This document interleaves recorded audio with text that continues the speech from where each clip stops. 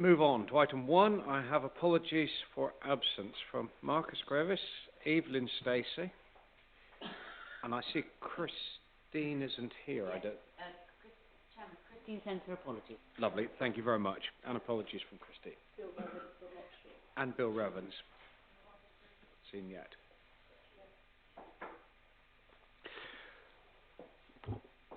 Move on to item 2.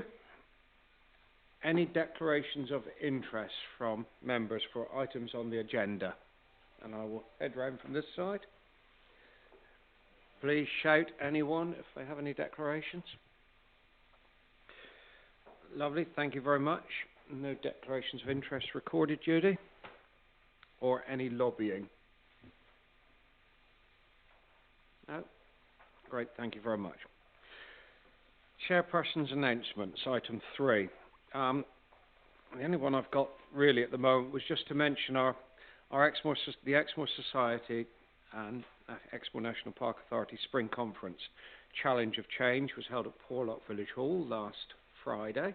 There were 1 or 2 members here present. I think they had a very good day. Not what was said wasn't always entirely what everybody would like to hear, but the speakers were there to challenge some of the thinking a little bit. We did have a couple, just from my own point of view, we had 1 or 2 of our own there. One sat at the back of the room at the moment, who, as expected, produced his usual very, very good presentation. It was notable that having found a couple farmers to present the farmers' viewpoint on Exmoor, that actually that added a tremendous amount of balance. And I'd just like to note from my point of view, I thought they did a tremendous job for people who were not accomplished at public speaking at all. So I think that probably made a huge difference. It also highlighted to those speakers present the fact that there are really, really serious underlying concerns about some of the policy direction of travel and implementation from people that actually live and work on the moor, which I think was really important to get across. I'd just like to record thanks to everyone that participated and was involved there, and I think it's quite a useful event every year. Next slide. Yes, apologies. I was unable to attend, but was there any mention about gorse and heather on the moors? There was nothing, I don't think, around that. There was one very brief mention, a question from the floor around some moorland management. From, and I can't remember her name, from Dartmoor, who did bring up a question around moorland management, principally around grazing, that was there. I think you're right, Nick, there is a real concern about what's spreading. Really concerning from my point of view, within Twitter last week, an awful lot of tweets from people on the moors saying how wonderful the gorse looked in flower. I think that is indicative of probably some of the thinking which we have to deal with there. My own point of view, I think it was several years ago we last had any form of open debate on moorland management. I think the time is coming very shortly to do something again around our moorland management. And I think maybe we should look at opportunity to do that as an authority on a more open basis. Yeah, I was right at penning an email to you and Sarah last night, which I haven't quite finished, but it is to do with gorse. I mean, we get people complaining about walking on the footpaths because they can't get through the gorse. Yeah. And, you know, it definitely notices. And you also get people that are riding, so the combination. And, of course, I think the only heather on the moors is in my back garden. Yeah.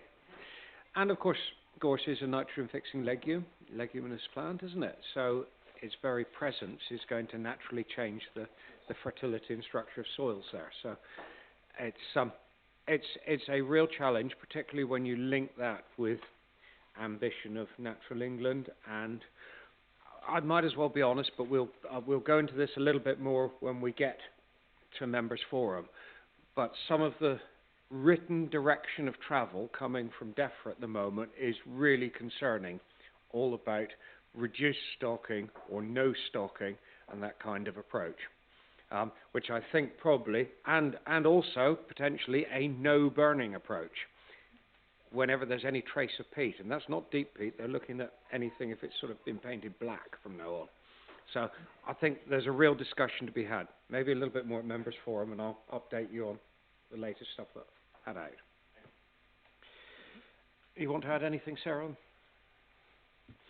Right, we'll move on to item 4, minutes of the last meeting, to approve as a record the minutes of the meeting of the 5th of April, chaired by Andrea. Jeremy?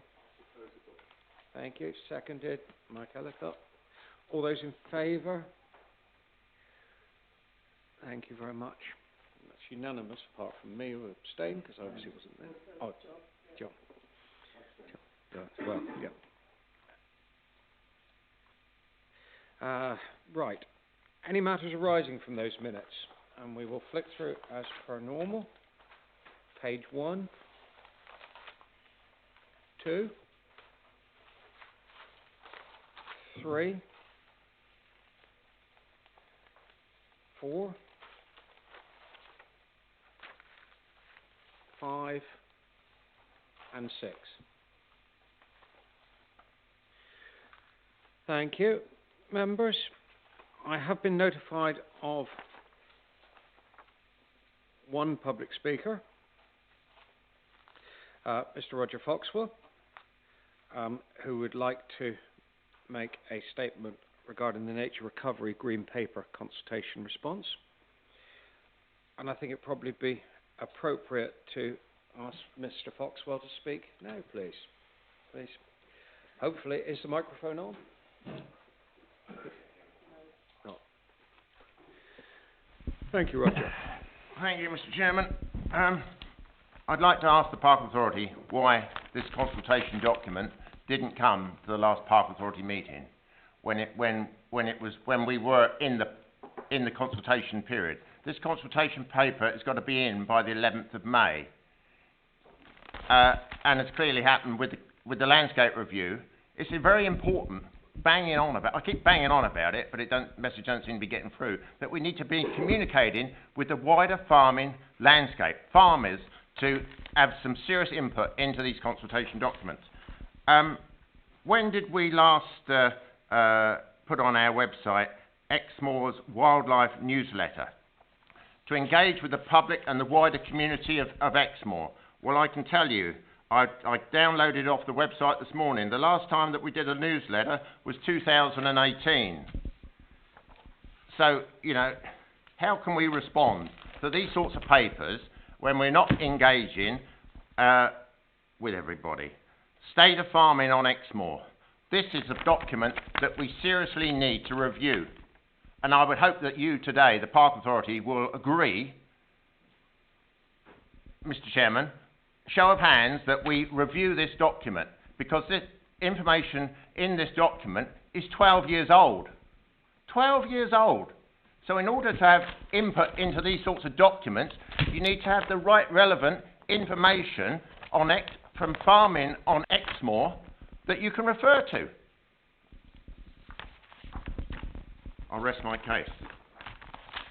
There's obviously lots of information that comes out from the organisation that you're a member of, Mr. Chairman, and a number of other possibly people in the room are on these sorts of things. So if any member wants to have a better understanding of these sorts of things, they're not. I know they do come in. They are relevant to Exmoor, but that's for your information. So thank you. But this is the one.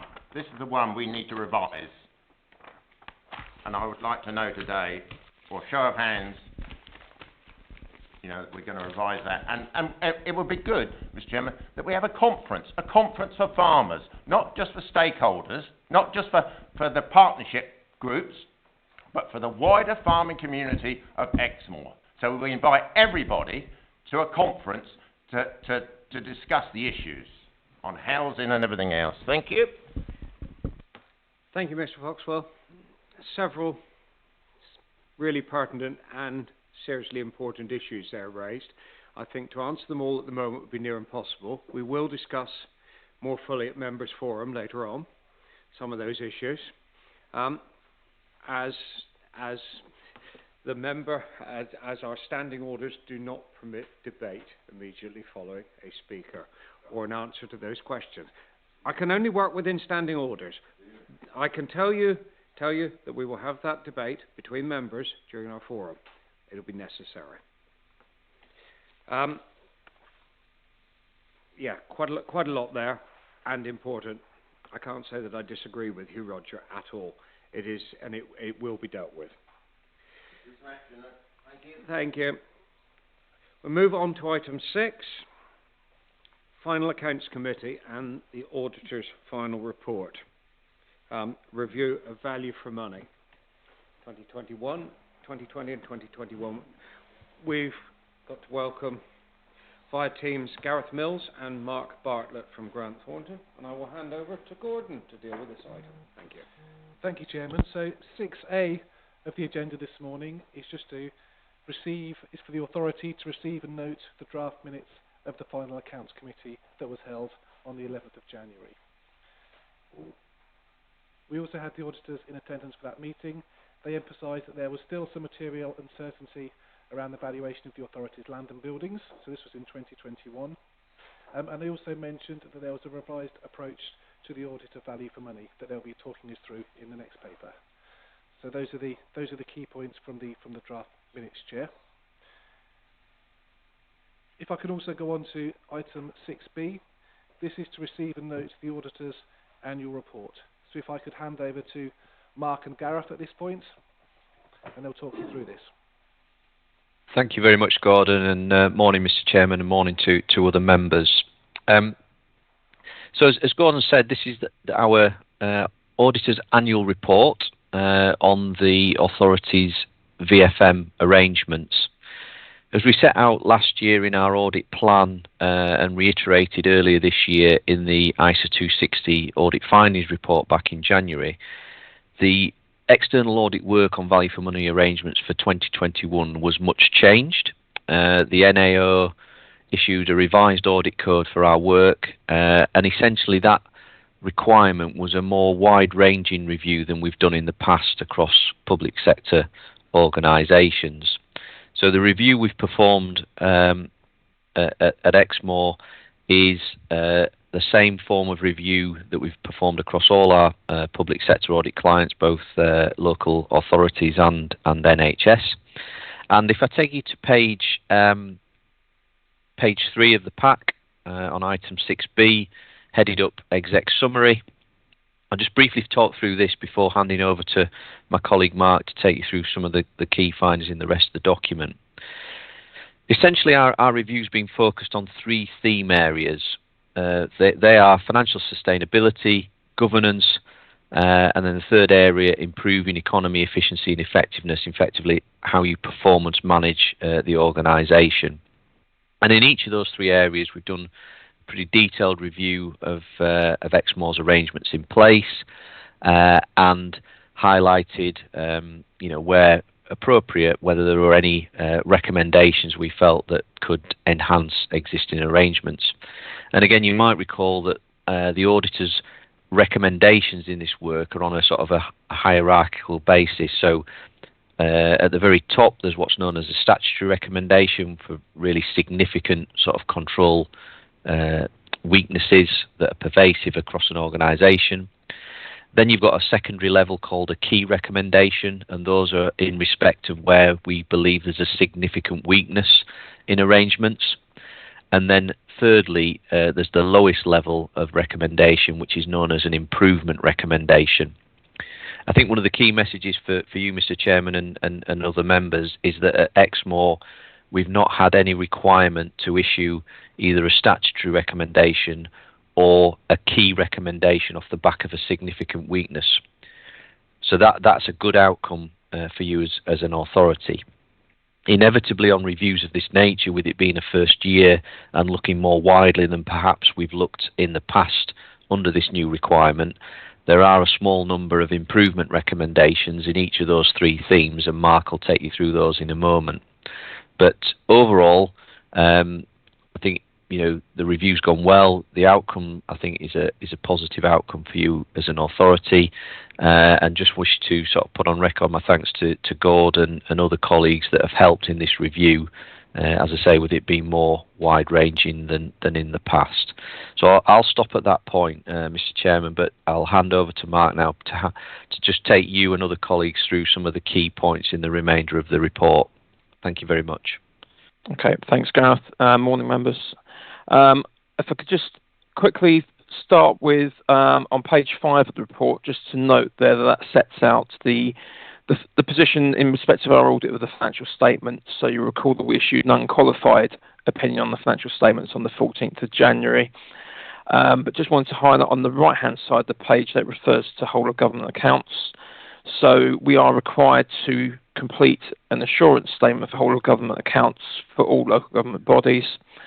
That the group audit instructions for the National Audit Office are extremely late this year. They've yet to be received, so we're in the same position with all of our local government clients in that we're unable to complete this work until the instructions are issued and we actually have the assurance statement to complete. So what that means for you is that even once the VFM work is signed off, which is what we're doing, finalising here today, we won't be able to issue the audit certificate that formally closes the audit because the whole of government accounts is the final piece of our of the requirements that we have to do for the 2021 audit. So it's slightly frustrating it's been so late, but we are in the same position with every single body. So then just moving on to the main detail of the report in terms of the value for money. Gareth mentioned the 3 areas that are considered. They're set out in a bit more detail. A high level summary of those are set out on page 6 of the report. And we then go through each of those in a bit more detail. So pages 7 and 8 set out what we've looked at in terms of the arrangements for financial sustainability. So overall there, we've concluded that the authority's got appropriate arrangements in place, but we have identified 3 improvement recommendations, which, as Gareth said, is the lowest level of recommendations. So I'll just quickly mention each of those. So the first of those are set out on page 9. So this is in respect of the budget setting report that Gordon, as the Chief Finance Officer, puts to your March meeting each year. And we've just got an improvement recommendation there that report should explicitly refer to the robustness of the estimates that have been included within the report for the purposes of putting together the budget. So that's a requirement of the Local Government Act 2003. And you can see in terms of the management comments at the bottom of that page that that recommendation has been accepted. The second recommendation under financial sustainability is set out on page 10. So this is looking at where you've got budget gaps looking forward into the medium-term financial plan, and we've recommended that consideration should be given to identification in advance what a range of saving options and schemes that could be available to be implemented to address any of those gaps.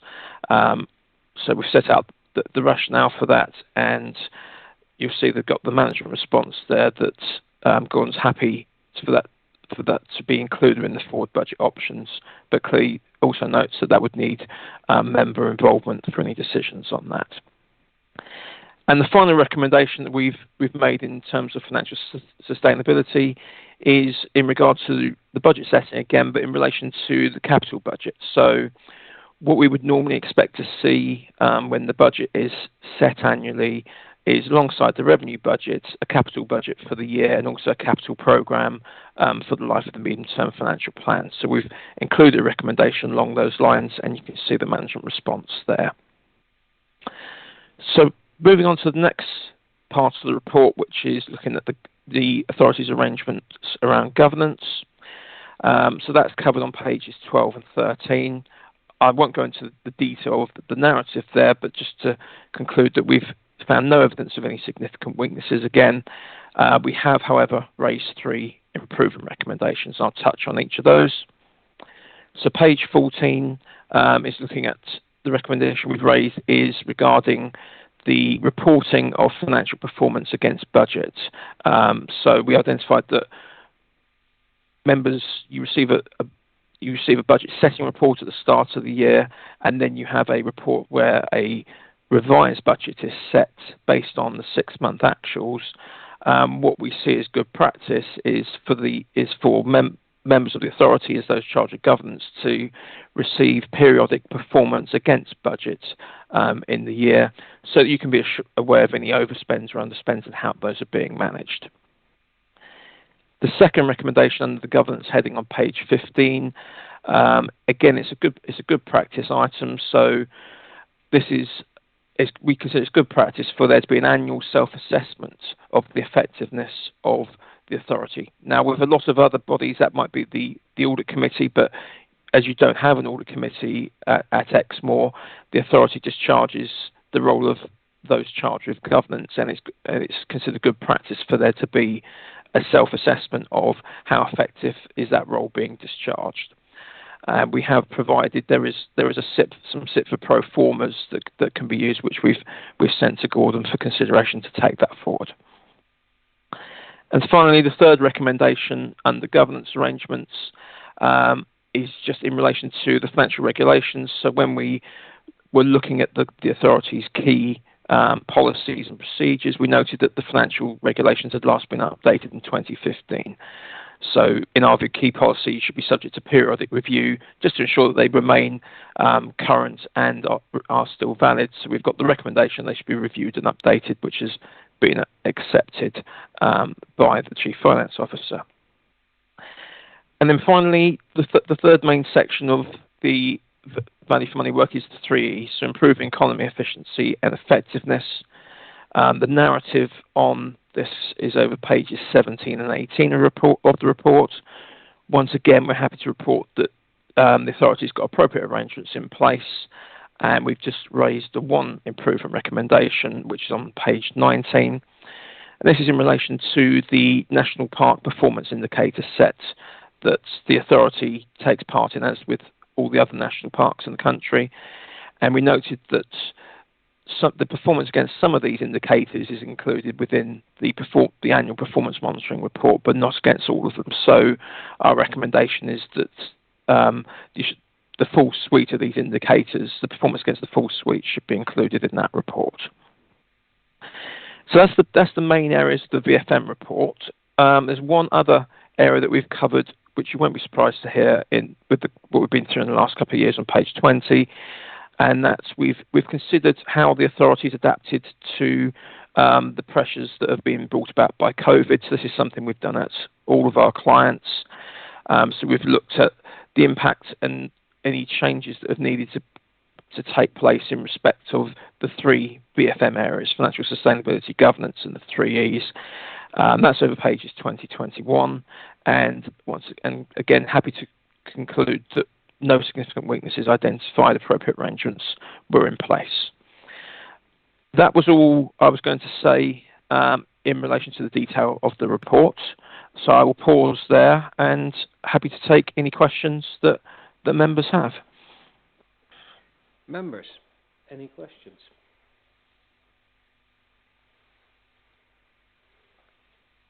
Jeremy Absley. Not actually a question, Chairman, but just a comment on how clearly set out the report is, and it's different, but it was easy to understand, and I'm sure we'll work through the recommendations you've presented to us. They don't seem unreasonable, but one or two of them may mean we had to have a bit of a discussion before we actually get our head around it. Thank you, Chairman. Thank you very much. Thank you, Jeremy. John Petrinos. Yeah, I think it's a good report, isn't it? I mean, it gives the authority a pretty clean bill of health, apart from a few tweaks here and there that, I mean, auditors have to find. I've never yet known them come up with a report that has no recommendations on. And they would probably, could you put that out of a job, wouldn't you? But so, do we need someone to move to note it or accept it? We do in a moment. There's a couple more bits to cover there, isn't there? First, Gordon. No, that's the end of it. Yes. That is. Just the one point I was going to make is that in the last couple of working days we have received the whole of government accounts submission. We've got until the end of July to submit that. So that is that last chink last sort of section of the puzzle for 2021, which we are now able to complete. Lovely. Thank you, Gordon. Andrea? You knew I was to speak without even having me put my hand up. I'm impressed. I saw you. Yes, because I was waiting for the auditor gentleman to finish. So the improvement recommendations, do we discuss that now? And some of them had, you put the comment, you were going to get the view from the leadership team. Do we have that view? Yes, so LT has begun discussing. So the two issues are around including benchmarking and also the self-assessment review. So between getting the draft and submitting it to Julie for the authority, there wasn't the opportunity for LT to discuss that. But we have begun discussing that now. In terms of the benchmarking, we think we're going to be able to include that within corporate plan indicators, so it will get a bit bigger. But of course, it does help to see that comparative information. And in terms of self-assessment review, we haven't discussed that yet, no. So, can I come back? Then we need to have a motion, which I will now come up with, that we will have that back to the full authority meeting, please, with the recommendations of leadership team. Then these two gentlemen have clearly heard me say that for when they do the audit next year. Right. Thank you, Andrea. That will be noted when we get to that bit in a moment. Thank you. Linda. Thank you. Yeah, it is perhaps the first audit report that I've actually understood, which is and I've been dealing with, John knows, I've been looking at these for many years. So yeah, it's great. Andrea's sort of echoed some of the things I was going to say. I do think self-assessment, we don't even have our annual reviews since COVID, so I think we do need a governance self-assessment. A bit concerned about the suggestion of periodic reporting. I think our staff are very stretched, dwindling budgets, and I would hate this to be a massive increase in workload. So maybe we could look at something where if there's a change over a certain percentage, it comes back, but normally not. And the other thing is that it does show how well our management team are working, and I think the COVID response comments, when you think that most of the country was in disarray, we had no idea, and none of our team are public health specialists. I think they really need massive congratulations for no significant weaknesses on that. I think they did a great job. Thank you. Thank you, Linda, very much. Any comments there, Gordon? I mean, with regard to the periodic monitoring, I mean, I think the auditors are keen that it's the in-year actual to budget monitoring that's brought back to the authority. I mean, I'm not looking to bring lots of new papers in front of you because I think there's quite a lot of governance type papers that get brought, but it's probably when I do talk about finance anyway, when I close the accounts and when I produce the forward budget, it's relatively easy at that point in time to have a table or a section which does refer to any in-year changes from the last time I came for you. So I think there's a way of doing it that will highlight any issues without it being a large overhead. Thank you, Gordon. Francis Nicholson. Thank you very much, Mr. Chairman. I'm feeling a little bit brain fogged at the moment. But however, 2 points. One, where things need to be considered in further detail, I'm with Andrea. I am assuming that recommendations from our leadership team will come to members to decide on where the responses are. The other one is, I really cannot for the life of me understand the words introduce an annual self-assessment effectiveness review of the authority meeting, which is the meeting considers those charged with governance. Does that mean we should have an audit committee, or does it mean, what does it mean? Gordon? If we had an audit committee, it would fall to the audit committee to undertake the self-assessment. Yes. As we don't, it falls to the authority. Oh, right. So am I to understand it means that an authority meeting should consider a self-assessment which has been provided to us by Auditor? Is that what it means? If not, please can somebody explain? I'm happy to give a view, Gordon, if that helps, or please. Mr. Chairman. Yes, please. So, as Gordon said, how this would work in a normal circumstance where you've got a separate audit committee is members of the audit committee, i.e. elected members, those directly appointed, and indeed from a good practice point of view, those that attend from management or internal audit or external audit, they would go through the SIPFA sort of agreed checklist and complete it based on their understanding and their own experiences of attending an audit committee for said organisation.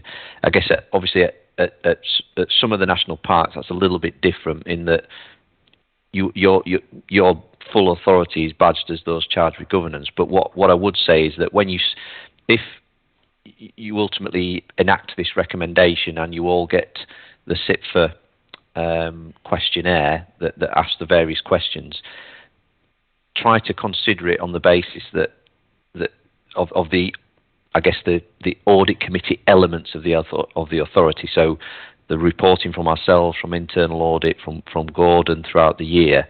But I would say that members should answer those questions, as indeed should other individuals who attend full authority, so that you get the best chance of a wide-ranging form of views that can then be analysed to see whether there are any recommendations to enhance how the audit committee element of full authority meetings is working. Lovely, thank you very much. Eric Lay. Yes, page 19 and the recommendation, it's reference about the authority participated in a national park performance indicator set. Just curious to know what would benefit of this. Bearing in mind every authority is different, different circumstances, how much officer time would be spent on it, and what would be gained out of it. Thank you, Eric. Gordon. This gives the impression here, one size got to fit all, which is impossible. Well, it is a piece of work that we undertake anyway, and it is, useful information that goes to LT in terms of our relative performance compared to other national parks. So obviously the indicators have been set in such a way that they are perceived to be comparative, and they're perceived to have some benefits. So it won't necessarily be additional work that we have to do. It will just be, there is quite a lot of indicators anyway within the corporate plan, so it will just increase the amount of indicators that go to members then. And just if I may, Mr. Chairman, just to add to Gordon's point there, I think just to add to that, it's to start a conversation, I guess, from looking at that suite of indicators. So we're not suggesting that every national park is entirely uniform, but as Gordon says, they have been constructed, these indicators, on the basis of it from a comparative nature. And if something is potentially showing Exmoor ahead of the pack or perhaps behind the pack, it's a conversation starter to say, well, why are we performing better than others in this area, or perhaps not performing as strongly as others in this area? And it starts that conversation, between, I guess, the leadership team and then obviously with you as an authority to start to understand why some of those things are there. And we're saying that, that will hopefully enhance, I guess, your discussions and understanding. But we appreciate, obviously, that all 10 of the parks are unique and different. Thank you. Mike Kelly. Yes, Chair, thank you. Eric's actually preempted me. I just wonder whether there's some circularity in this argument. So again, looking at page 19, the recommendation, the authority's performance against all of these indicators should be included within the performance monitoring reporting to members. And we're saying in terms of summary findings that the authority only includes some of these indicators in its performance reporting to members. Now, in including some and excluding others, presumably that's already been assessed. And interestingly enough, at the National Parks virtual conference that Dominic and I attended, there was some discussion about benchmarking. So we're not saying it's not a bad idea, it is a good idea, but I suspect that a lot of the discussion about which ones are the most relevant ones, particularly to Exmoor, may already have been decided.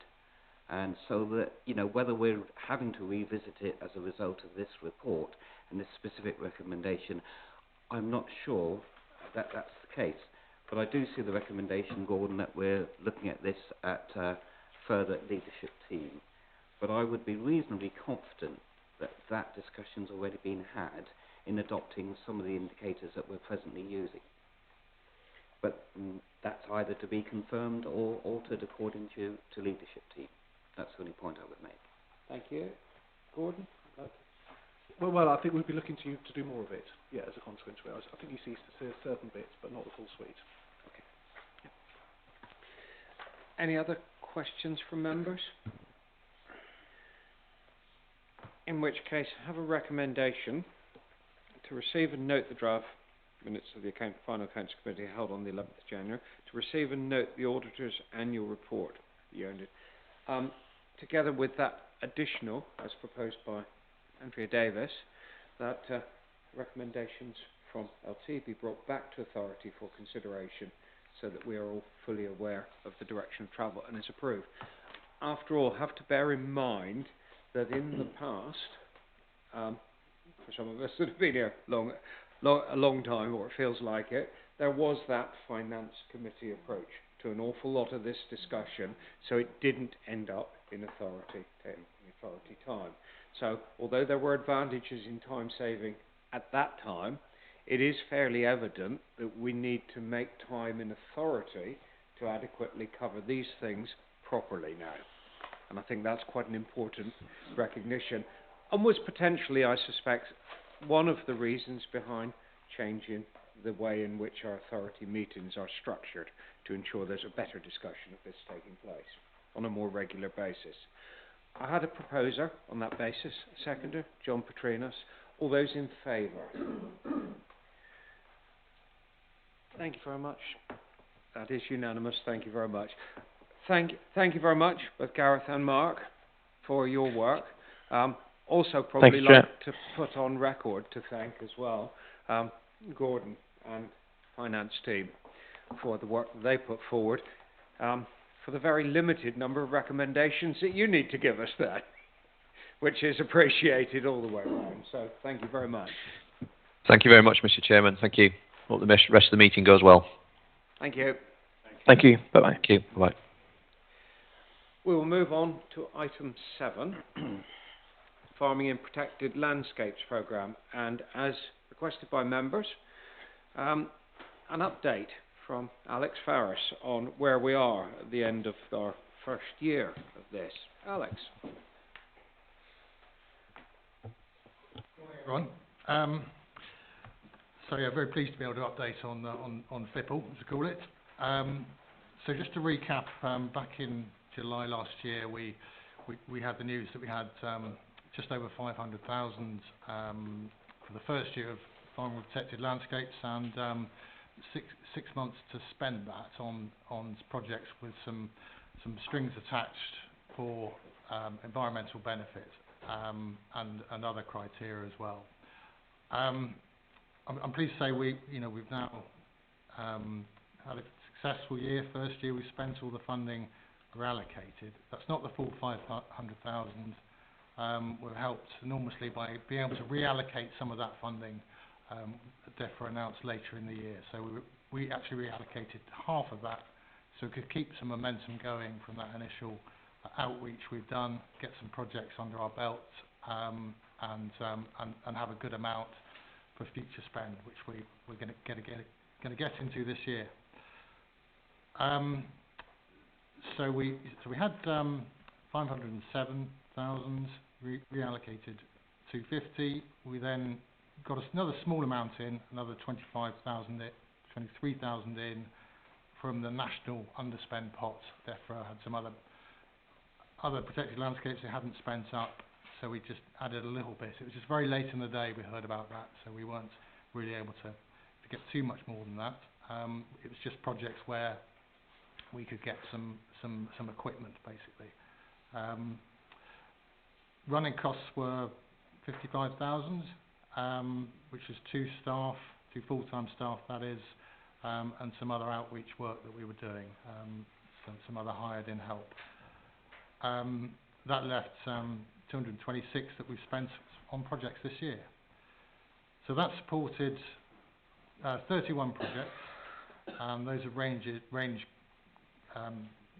quite a bit in size, from just a few £100 to the largest one for this year being 46,000. That one itself is a multi-year project that has a bigger value. And there's been a sort of an even spread of spend between those two amounts. So some fairly sizable investments in some farms, and some fairly modest ones that targeting some particular areas that they want to focus on. In terms of recipients, most of those have been farmers. Practically all. So most of the projects tended to involve sort of field boundary and hedge banks restoration, which is probably unsurprising given the short turnaround that we had in developing projects. Those are often things that are outstanding on farms, and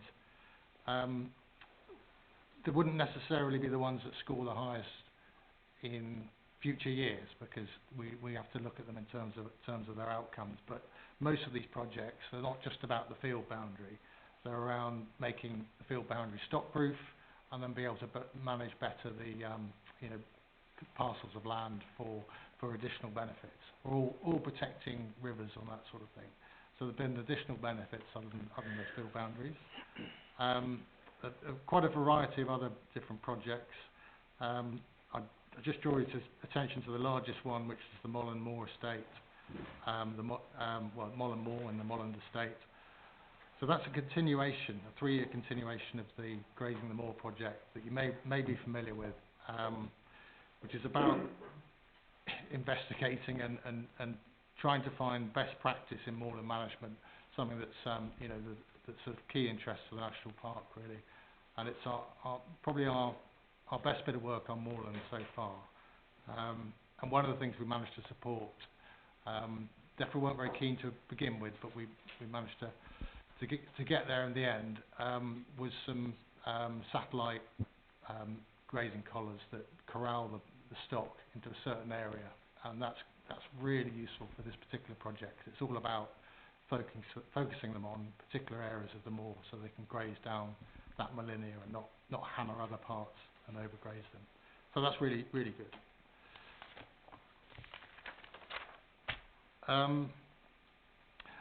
Late in the programme, we did have a sudden shortfall, so that's why that's predominantly why you see some lists of equipment in there: a milling saw, plastic compressor, livestock drinking pumps, all things we could turn around in a short space of time, so we didn't lose that money, and those are all very beneficial, I think. The plastic compressor itself is a farm plastic, and it's shared around anyone in the hill farming network who really wants to use it. It's proved very, very popular in processing plastic, stopping it blowing around the landscape. So it's a great benefit.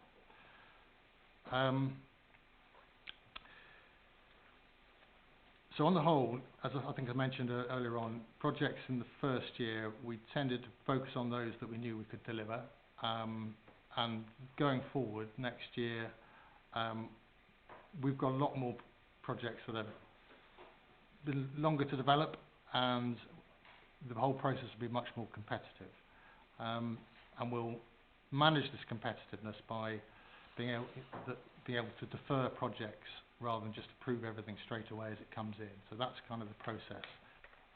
So we'll still be approving projects as we go, but those that really register with the local assessment panel's interest and prove themselves to be very, very sort of high quality. I still think with the scale of the funding that we have and the time scales, it's very difficult to be strategic with the funding and focus it on a particular aspect and still be fair and keep it open to anyone who might be able to apply. So it does, there is a sort of a scattergun approach geographically. Projects can come up here and there. They're not necessarily part of a cluster contributing to a common goal, but that's very much in the theme of it, is to allow all sorts of different types of innovation and types of projects. I certainly see it as quite an explorative program where we can explore and innovate. We'll be also managing this process. We agreed with the panel it would be good to have pots through the year. So we're roughly going to keep back 100,000 for 3 different spending periods in the first half of the year, so that we don't just allocate everything that's up in front of us and then find we haven't got enough money sort of 2 months down the line for some later projects. Just talking about the local assessment panel, I think that's worked fantastically well. So there are 10 members of the panel, 4 from the authority, 3 from Exmoor Hill Farming Network, and then 1 from Natural England and a non-government organisation, in this case the National Trust. So we've always managed to be quorate. One issue we found is with the members from the authority, we had one space, if you like, as a specialist from a bank of 4 other members, and we haven't found it very easy to be able to decide which group of projects are most applicable to which member. So we've done it on a rolling basis, and that's proved a bit challenging, because if you're on that rolling basis, you only get into a FIPL meeting once every 4 months. It's difficult to catch up. So I would suggest, as part of this paper, that we review member allocations on that panel, and I think that would tie in with the annual appointments in June. Was it June or July? Sorry, if that's possible. The final bit of news is really about the whole budget pot. So we were told initially that we had the first year, 2 more years to come. We now know what that is. So we were allocated a further just under £700,000, which is, excellent news, and in line with what we were told originally, slightly more. And then, of course, we reallocated some of the first year's funding to that. So I just invite you to welcome that additional funding. So, thank you very much. Thank you, Alex. And some questions undoubtedly. Start with Francis and then Dominic. Thank you, Mr. Chairman. I'm particularly pleased both to see this item and to hear the presentation, which I think has been really helpful. I did have questions, almost all of which you've answered in your presentation, which is great, because I appreciated, your recommendations seem entirely right. I'm happy to propose it. Absolutely, we welcome the additional funding. I think thinking about how members are represented is actually something that should be done, so happy with that. I think perhaps it might be useful if we talked about it at Members' Forum, perhaps. Because this is the May meeting, it's only a month away. I was worried about, even though I knew that there was the problem about of needing to get stuff out and quick ones, at the number of things like the plastic baler, all good things in themselves, but not strategic and taking us forward. So I absolutely welcome everything you've said about changing it the way we're doing things for the future. Absolutely understand the question about the sort of scattergun approach, because it's about how as people come forward, because that's how it's been. I just wondered whether the local assessment panel is possibly a group which could help strategic thinking and possibly help in either communication or any other way in how people do come forward with projects. So just to get a sort of perhaps a more I haven't got the right word at the moment, but it's not holistic. It's a park-wide strategic forward-thinking development through this. Those are the thoughts. Alex. Certainly, some of the members have actually suggested this before. So, the Hill Farm Network have suggested we be more strategic over it, and we really need to come back to them. We are going to meet as officers in a week's time and do a proper wash-up. Some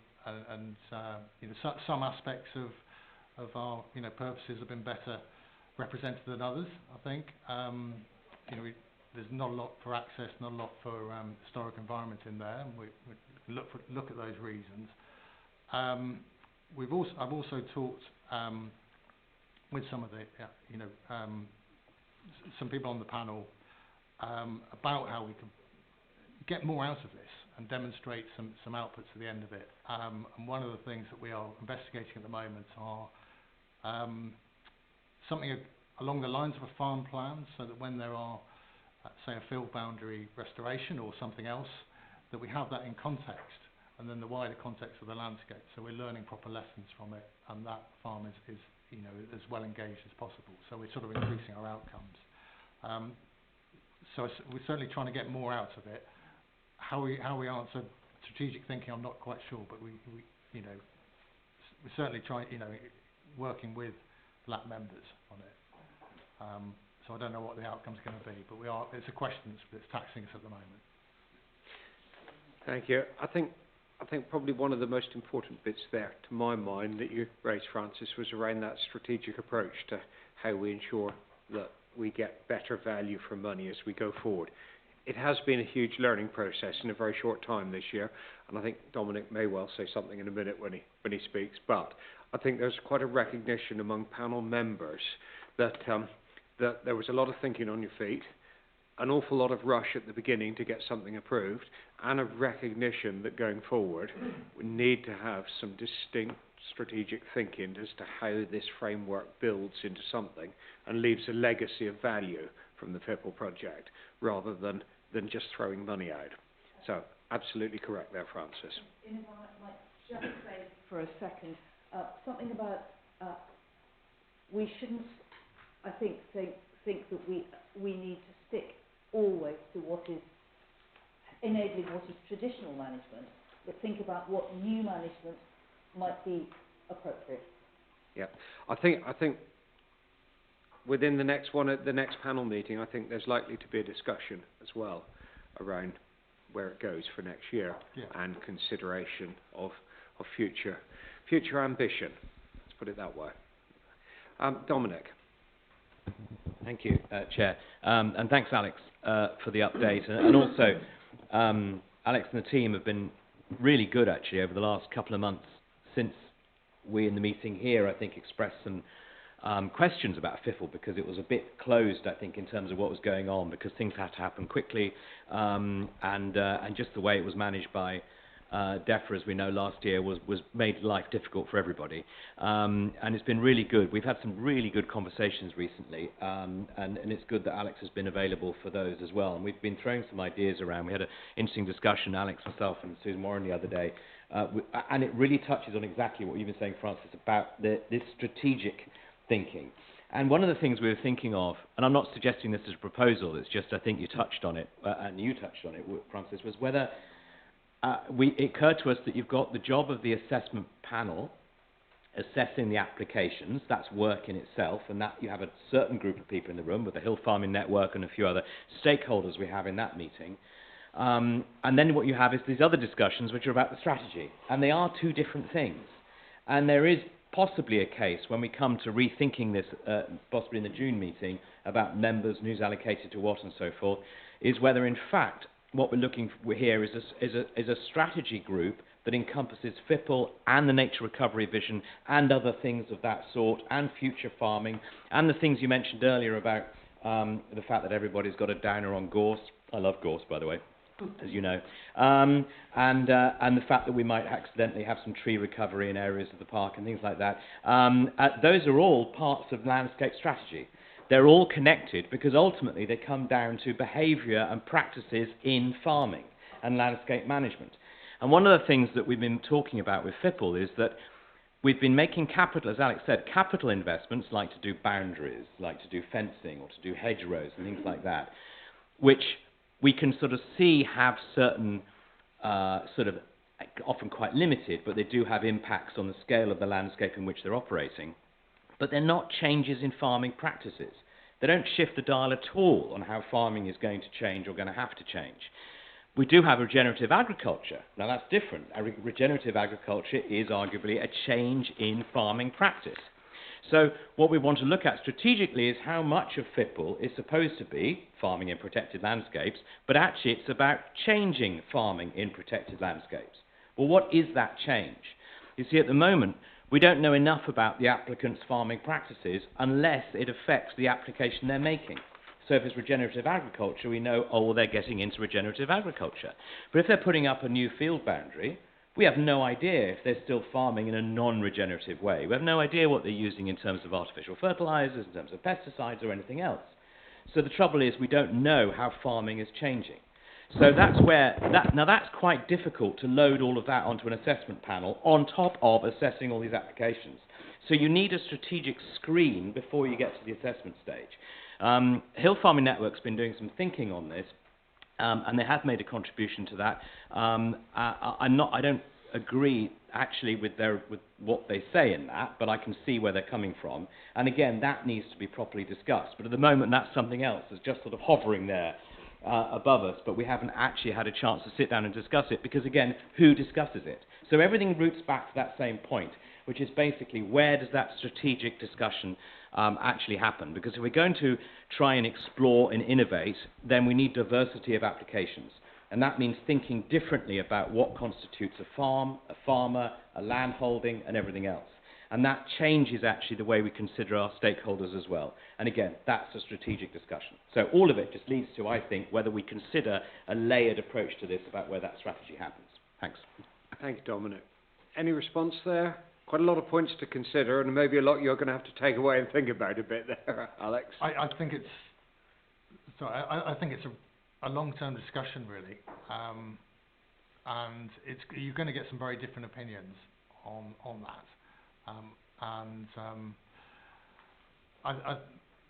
I think there's lots of different stakeholders we need to bring into that because often it's opinions, but not everyone's going to agree on farming practice. And so I think it'd be brilliant to do and to have. I just think it's it's not something we can introduce in a short amount of time. But I think it's an ongoing discussion we should definitely have and we should instigate. I think it'd be that in itself would be a good outcome to have that sort of forum come together. Well, we do have a moorland farming board, and perhaps that's where we can start to develop that and evolve that group. I think that's the bit I was going to mention as well. We do have that group. Maybe we should be making better use of that group. That is a group that advises into our partnership plan and our corporate plan objectives there. So I think maybe there's an opportunity to use that group with the varying different stakeholders that are in it for value there. Susan. Thanks, Robin. Yeah, and not much to say because Dominic said all of it very eloquently. Thank you.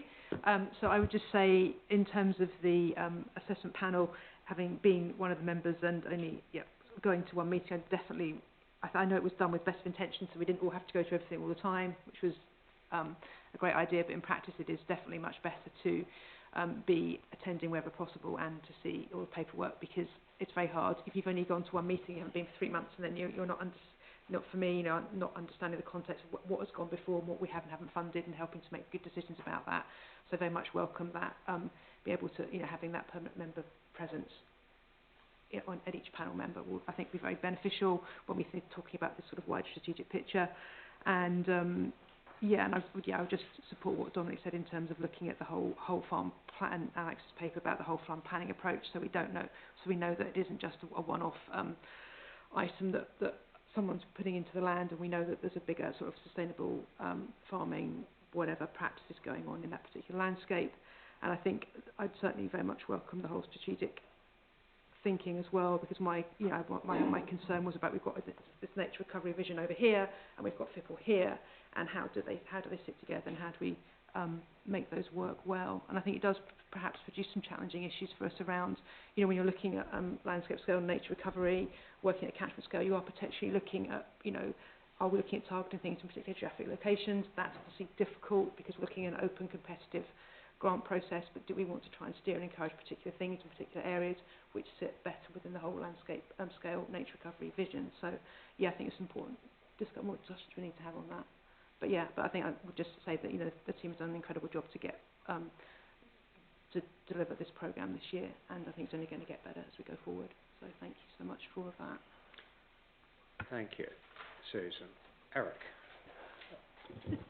Yeah, thank you. two simple little points. First, out of the eligible participants here, just a rough idea of what percentage of those eligible have been applying. Only a rough idea, if you got it. You referred to field boundaries taking up quite a bit of the number of the applications. Obviously, and making them stock-proof, obviously that cannot be done without wire fencing. Is that eligible for the grant as well? Which I'm surprised if it is. And one more, possibly more contentious, the biggest amount of money you referred to, was it 46,000, reference Mullinmore? Well, if you go back 30 years since the start of the ESA, I suspect there's no bit of land in the country that's received more public money for agri-environment schemes than that has. You know, I don't blame the owner, it's there, so why not take it? But the bit that concerns me, and this is only a personal opinion, you may agree or not, you pass there very often, during that 30 years, the appearance of the place has deteriorated substantially. So my question is, what is this 46,000 going to do to turn that around? Alex? Firstly on the fencing, we have funded fencing to make boundaries stock-proof. So it hasn't got the same rules as countryside stewardship, so that's why some, I think, applicants have come to us. On the percentage of applicants, I mean, we set out there we could have 400 plus, I think, potential applicants, and so far we've had, in terms of interest, we've had 130 different registers of interest, and about a third of them, a little bit more, probably about 50 have become applications, and some of those are draft. So that gives sort of an idea of the amount of interest we've had. So Mullinmore, I think, and similar to lots of other, moors on moorland on Exmoor, has been deteriorating, and the whole idea of this project isn't to invest in the applicants' pockets. It's to go to outputs to try and understand that, and the project is quite a holistic one. We might have pushed the boundaries a bit of the criteria of FIPL on some of the aspects, but it's about trying to find out whether grazing it more than a normal HLS application would allow is going to graze it into better condition. That's kind of one thing. It's looking at at the same time, it's looking at the economics of it. So there's an economic analysis of the farm itself, and included in that is our sort of veterinary side and assessments of the health and the tick burden, everything else. And there's a sort of bolt-on extra. And this is the bit that's maybe a bit of a stretch, but it's looking into the ticks themselves, because there's been a massive increase in numbers of ticks on Mullinmore. So there's counter the ticks and also assessing them for what disease burden they have. So that's where the money's going. And actually, in those costs, is quite a lot of contributions in kind from various people. So there's surveys as well, surveying the vegetation survey and invert surveys of the ecology as well. There are, I haven't got them in front of me, but there are some contribution in kind for some of those contributors. So it's not, there is, in effect, there's match funding to go into it, but it's not funding going to the owner. Thank you, Alex. Hope that answers some of the questions, Eric. Anyway, I think just to link it back to, we had a public speaker earlier on, was questioning impacts of stuff on moorland management and maybe gorse and so on. That is, of course, that vegetation assessments are part of the Mullinmore project as well. And I think its wider value is more important. I think, did I have you, Jeremy? No, it was Linda next then. And then Miss Jeremy. Thank you. Yeah, I'm kind of behind Dominic in part of this. I've been one of those people who struggled to attend, and when I have attended, struggled to catch up because it's really quite complex when you're only coming in every few months. But I do think, particularly in the light of what you said about the historic environment and lack of projects, there is a need to have a voice somehow from all the specialist areas that were identified, and a voice not just on the strategy but perhaps on individual applications. So how that could work without attending the meeting, I think, is something needs thinking about, particularly in areas where we do seem to be a bit weak. On the historic environment, we should be having a historic environment partnership meeting before too long, so it's maybe something you could perhaps come up with a short report, and we can try and get some of that team to bring forward ideas and possibly suggested projects or people to approach.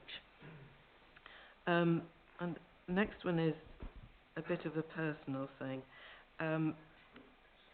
As someone who's worked with landscapes of all periods, going quite a long way back to quite recent, I really do struggle with the term traditional farming.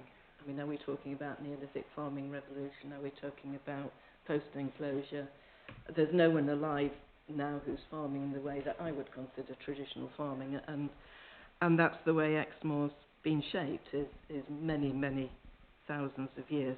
So I think, coming back to Dominic, I think we've really got to look at more at the regenerative farming term rather than traditional farming when we're looking at a way forward.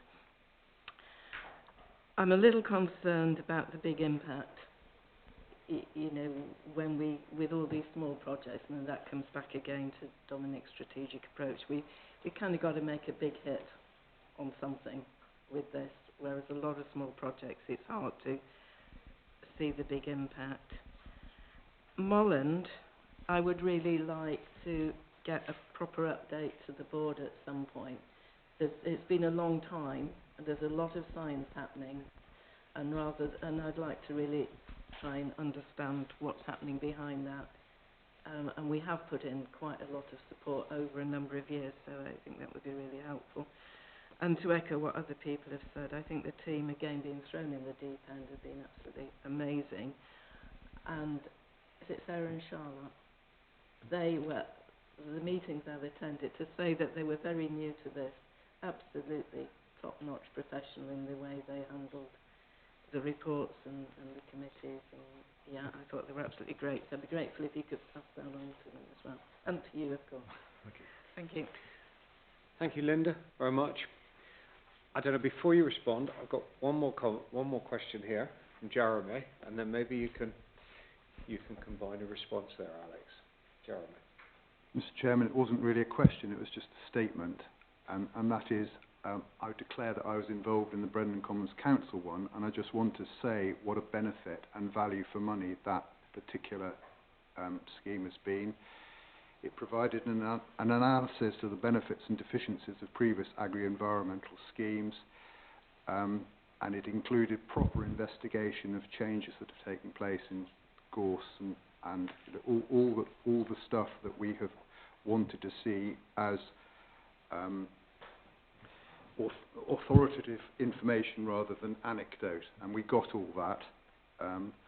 We also got the opportunity to hear what the authors of the report thought the ways forward were for our piece of the moorland. So that huge benefits, and it is going on to have a public debate in later on this year, and I think people should see it, and I think people on the panel should read the report that we've had and come and hear the debate and see what the Brendan Commoners think about it and what other benefits other people on the wider Exmoor scheme might be able to get from the work that's been done. So full marks for value for money, and thank you very much. Thank you, Jeremy. I look forward to an invitation to that debate. I think it'll be quite... Thank you. Alex. Well, I'm certainly going to respond to the bit about heritage representation in proposals. So everything that we have come in goes to the team internally, particularly the specialist, to comment. It's a consultation period of 2 weeks, and that's incredibly useful. And that might result in further visits to look a bit further. So Shirley and Catherine are both active in that, and we resource our historic environments record officer, Catherine, to work extra time, which equates to probably about half a day a week. So that's from the advice and guidance budget. So there is that input, and there is the opportunity to look at. What we're not so far got is the kind of the proactive side, looking for projects that can be put forward. So it's been a bit more reactive, but it's certainly, there's representation there. I think that was all I was going to come back on, Chair. Lovely. Thank you very much. Just before we finish that item, I think there's just a couple bits to highlight there. One is that around reselection of authority members of the local assessment panel, the June annual appointment. Obviously, it started sort of off of that anyway. But I had a discussion with Alex. I thought the most appropriate way for a panel to be appointed was through the June annual meeting appointments process. And maybe there is opportunity then for us to consider that how we can do that strategic work alongside of that, and not necessarily within the panel. Then that would give the opportunity for maybe some of the panel members to have that much clearer direction.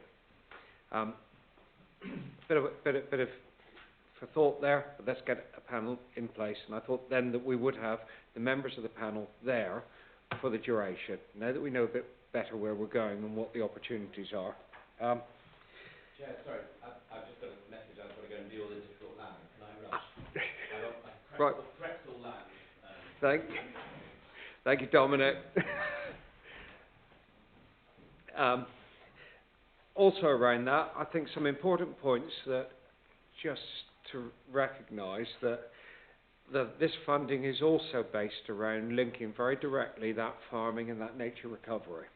So I think around whatever you call it, whether you call it regenerative farming or nature-friendly farming or whatever happens to be the indicative approach, I think we've got to recognise that this is part of current policy support for a move towards a slightly different form of land management and farming that probably understands better the nature around it.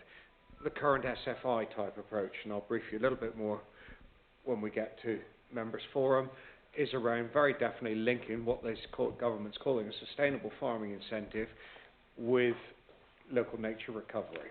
Those two are going to be directly linked. I can tell you, I've got all the papers. They will be there. There is no question about that. So, and one other point I would like to make, I think as we go forward, we've got to look at where the really good opportunities of this scheme are. I am a little bit concerned that the first year there has been such a focus on quite a lot of things that could potentially be funded by capital grants in other parts of the RPA and DEFRA family. And some of that will be hedge laying, some of it is the SFI around land management. I think we've got to do our best to ensure that we are leveraging out of FIPL added value to what's already there, rather than just substituting an easier approach for people to come to the national park, rather than go through the other processes. I think that way we can get the very, very best value for our money there. And I'd like to thank Alex and his team, actually, for stepping up to this. There have been some quite difficult conversations, some quite difficult decisions, one or two slightly difficult people to deal with as well sometimes, and explaining what the scheme is, how it works, and those parameters, and actually, as well, liaising with DEFRA, because at times there are schemes and opportunities that maybe thought was reasonably applicable, but DEFRA have said, don't think we can fit it within the parameters at present, go back and rethink. It's Alex and his team that have to liaise between the people applying and the people back in the scheme here. So thank you very much for your time and patience this year. and for what we've achieved, and we'll look forward to what goes from there. Have a recommendation here. One is to welcome additional funding from DEFRA for the next 2 years. We definitely welcome that, I'm sure, and deliver the remaining 2 years, and to agree to the reselection of authority members of the local assessment panel at our June annual meeting. Can I have a proposal? Thank you, Andrea. Seconded by Vivian. All those in favour? Thank you. That is everyone. Thank you very much, Alex. Very much appreciated. Thank you, Chair. Thank you, everyone. We will move on to item 8, an external funding update.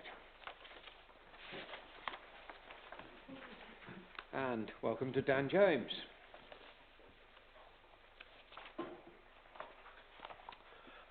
Morning, members. You've got a paper in front of you. I'm not intending to go through all of it in a lot of detail, and it's a shame, unfortunately, obviously, that Dominic's had to go, because we did have a really useful meeting of our external funding group on, I forget what day, but one day last week, which Dominic chaired, so it would have been useful to have had his input, but hopefully all will go well for him and his lambs. So the paper really is looking at progress and current work around Caremore for Exmoor, which is our kind of voluntary donation scheme, and it's also around our kind of approach to gathering external project funding. And finally, we're taking a kind of initial look at allocating some of the larger legacy money that we've received. And I say we've had some really useful input with 2 meetings of the external funding group over the last 9 months, which has been very much appreciated. And before I do anything else, I do just want to say that Josephine Bradford, who's our funding and project development officer, has been absolutely instrumental in pulling some of this together. So whilst she isn't here today, you know, it's credit to her primarily. So in terms of Caremore for Exmoor, as you will know, this is our kind of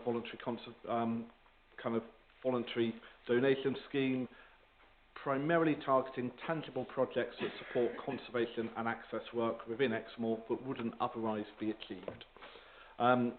I'm not going to go through 2.2 in detail. You'll be already aware, I think, of most of the kind of projects that we funded over the last couple of years.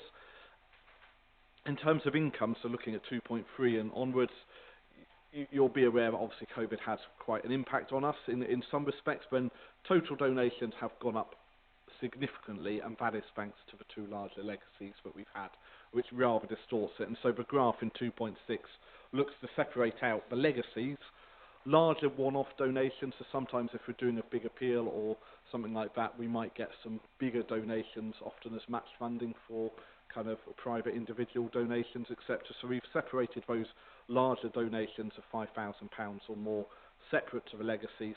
And then we've got a line effectively for general donations, which is, you know, that's the bulk of the work, to be honest, goes into gathering that smaller amount, but it's almost crucial to getting those other funds in.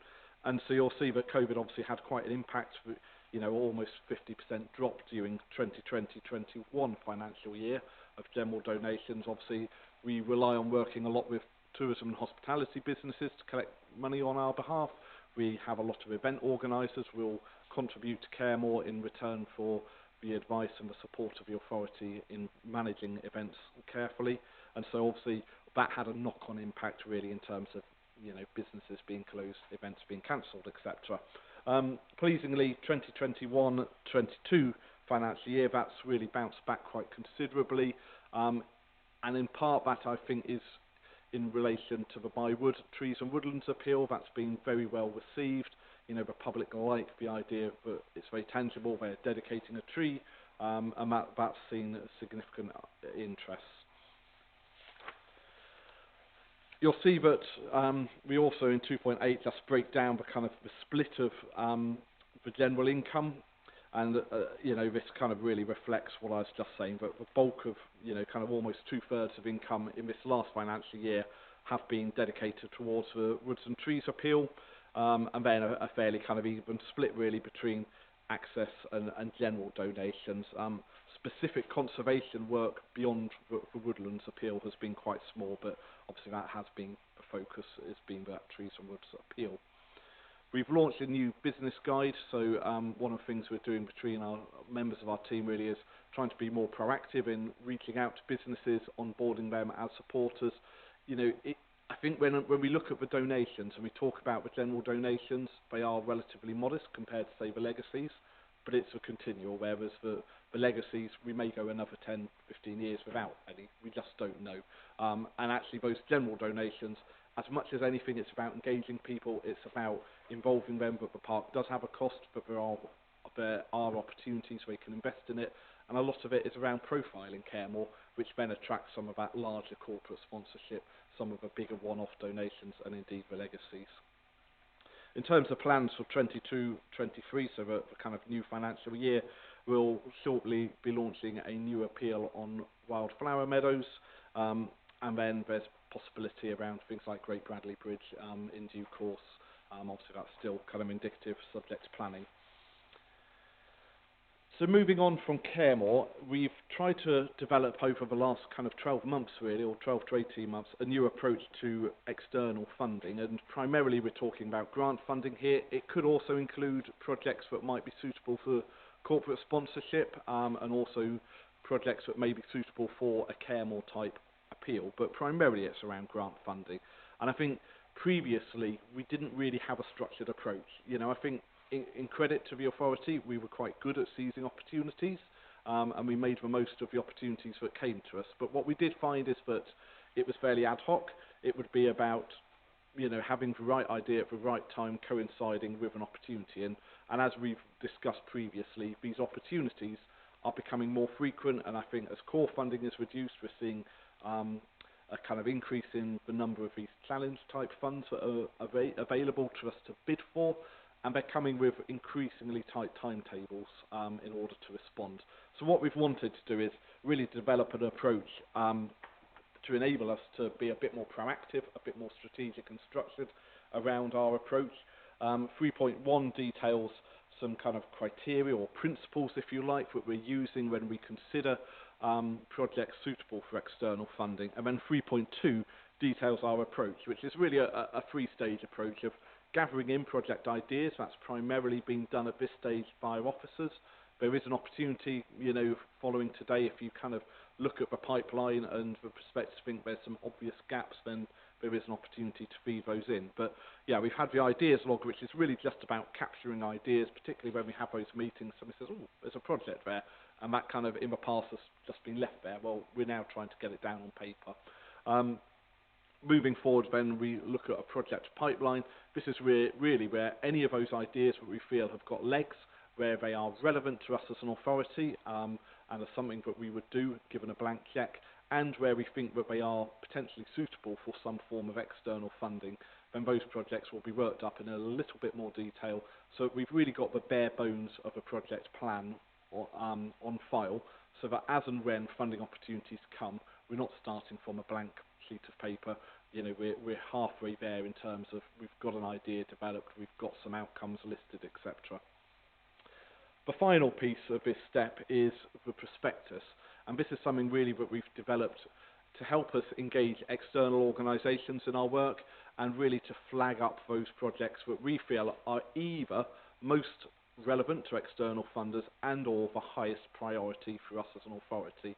And there will be, you know, the highest priority projects in a way would be ticking both those boxes, but it would be meeting our priorities very well and being very relevant to external funding. But there may be some opportunities where you think this is really relevant to external funders. It may not be top of our list, but if it's an easy win, then we would look at external funding. Or equally, there may be other projects where we think, actually, you know, it's going to be a bit of a challenge to look at external funding for this, but it's such a high priority for your authority, it's worth us pursuing it. So that's kind of the approach that we've been taking. And we've now got about 30 projects in the pipeline. I should add that, you know, this will be a live document. It will be updated on a kind of 6-monthly basis, because projects will come and go as we attract funding. Priorities change, priorities move on, don't they? And then we've got the prospectus has currently got about 7 projects in it. There's a copy in your packs.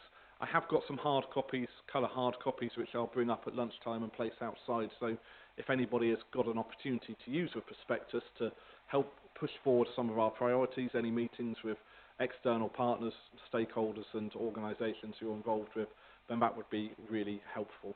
And as I say, the prospectus has really been kind of completed to address external priorities, not our own. So, you know, we've used a pipeline to identify the priorities, but the prospectus is very much aiming to engage other stakeholders in our work and try and make the case for investment in Exmoor and in Exmoor National Park. We've already started using it. We had a meeting a couple of months ago with the National Lottery Heritage Fund, and we just had the draft prospectus and showed them that online, and that seemed to engage them, and they're now actually coming down. I think it's later this week, isn't it, Rob? They're coming down this week to explore further what opportunities there may be to support our work. So that's really where we've got to with that external funding work. As I say, anything that you as members can do to help facilitate that, to push forward our priorities, that would be much appreciated. And then the final section is, you'll be aware that we've had, in the last 18 months or so, 2 quite significant legacies. One is for just under £75,000 so far. When I wrote this paper, we'd received 50,000 of that, and we were expecting a further 24,500, which we have now received. There is a possibility of some further funds from that legacy as well. There are some outstanding shares to be appropriated. There are several beneficiaries on the legacy, so it's been quite a long process to kind of iron that one out. But yeah, there could be a small increase on that total fund.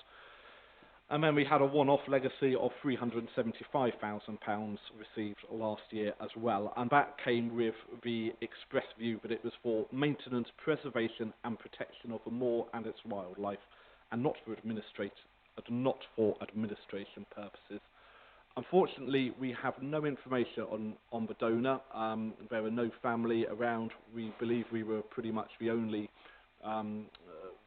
recipient of the funds, and the solicitors haven't been able to help give us any more guidance around how we interpret that. So I think really it's up to us to interpret that and to make sure that we are comfortable in doing so, and that's the advice that we've had so far. So what we've developed on in 4.3, and I know we've had some discussions with you as members over the last kind of 6 to 9 months around how we use this, and we've also had lots of internal discussions because it is a one-off opportunity to do something hopefully fairly transformative and fairly tangible for Exmoor. And so we've got in 4.3 a list of kind of principles and criteria that we've been considering in allocating this. 4.4 then sets out a proposed designation of these funds, and I want to underline that this is a kind of initial allocation. It's about showing some intent and direction. It's very difficult, you know, you're never at the end of a journey, are you? And you're never quite about, there'll always be something on the horizon that delays you making a decision. But we feel that, you know, 18 months on now, we do need to start showing how we are going to use these funds and start progressing it. But there is some flexibility, and I think any final projects would come forward in the usual way, be that through leadership team or authority, depending on the scale and the nature of the project. So, you know, this is about kind of giving an indication to officers about what funding might be available, how we might use that to leverage other funds, etc. So we've broadly put in 3 proposals at this stage: £300,000 towards a future landscape programme based around the Royal Forest, where we have significant land holdings ourselves, where we've been doing a lot of land visioning work, and that incorporates, or potentially could incorporate, a number of different project elements within it. So again, there will be a bit more work to do looking at exactly the scope of that project. That's certainly one of the projects that the Lottery Fund are interested in, and so it will be about looking at what do they fund, what do we fund, are there elements that they can't fund but we might fund through this funds, or is it around us using these funds to match their funding and get a bigger bang for our buck. So there's still a bit of detail to work on that.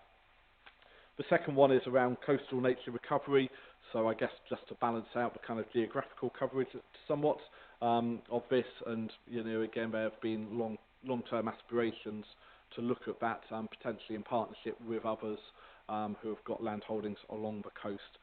And then what we found also is in the last couple of years we've been really successful with the one-off appeals to Caremore. People like to donate to a tangible appeal as opposed to just contributing to keeping Exmoor special. And so if we are able to kind of say that yes, this is an appeal that's going to raise money for X, that's very successful.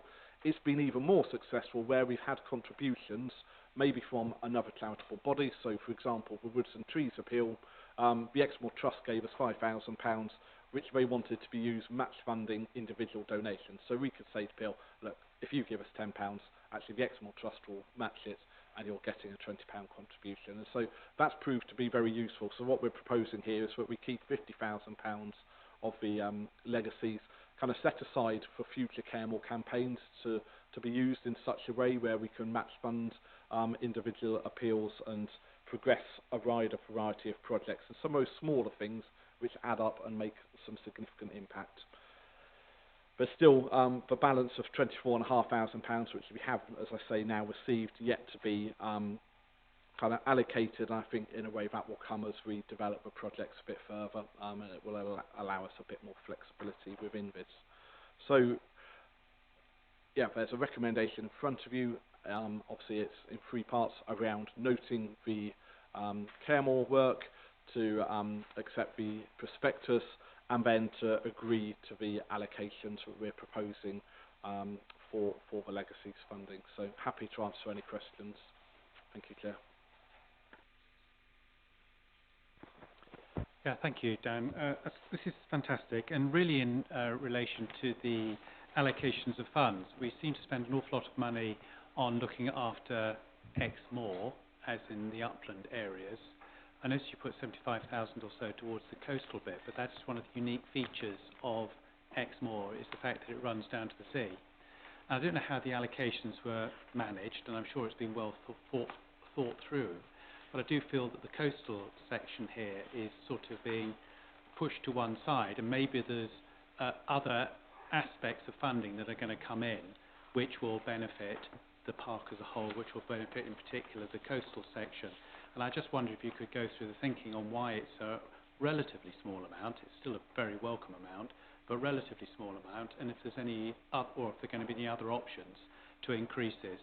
And sorry, if I just may continue from my principal question there, because clearly along that piece of coastline there has been huge amounts of land slippage, which is destroying the ecosystems that are there and the footpaths, and surely that must be costing quite a lot of money to restore and stabilise the systems that are in place there, which I would have thought would have been accounting for rather more than the 75,000 that's been allocated.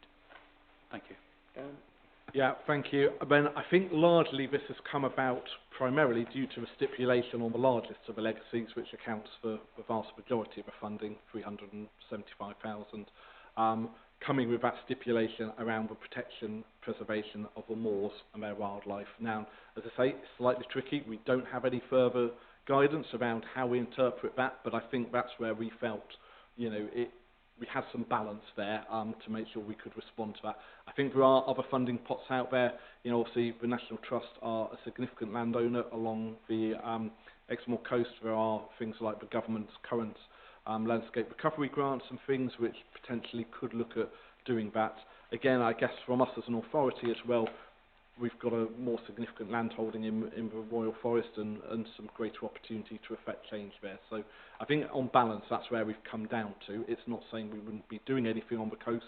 I think the final point though as well, and others would be far better placed than I am to advise on this, but in terms of the kind of coastal erosion and kind of that whole agenda, actually, this sum of money would be minuscule in addressing some of those. So it's around how we can best, make a big impact on this funding. Because what we want to do through this funding is hopefully make it fairly high profile, but we're allocating these funds, and as we spend them, attract in further legacies, and people can see the difference they're making.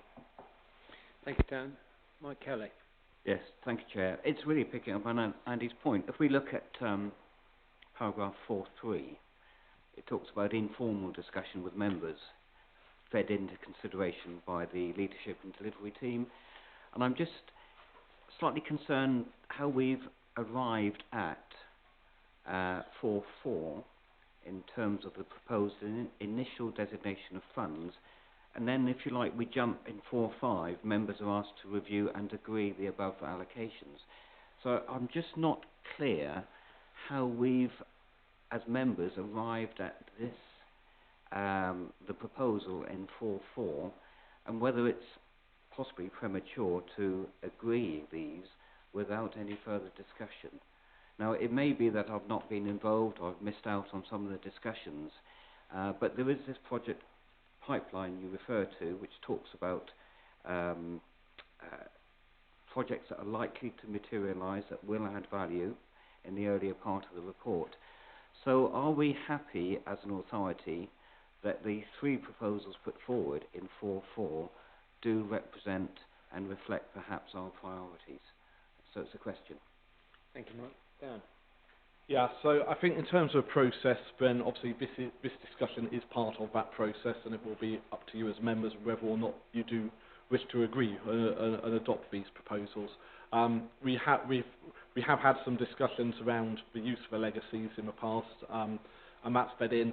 As I say, we've been very much both guided by that stipulation as well. So I know some of the discussions before had a much greater focus around using it for outreach work and engagement work, but given that stipulation around protection, preservation of the moor, you know, again, that's fed into it. So I think as officers, what we've been doing really is going through the pipeline, looking at the prospectus and thinking, where are we most likely to have impact with this funding that meets the criteria we've been set, and that's how we've arrived at these allocations. But yeah, it is up to members, you know, to take that view today in terms of whether they are happy with that. Thank you, Dan. Linda. Lots of notes, and I'm not sure if I can read them.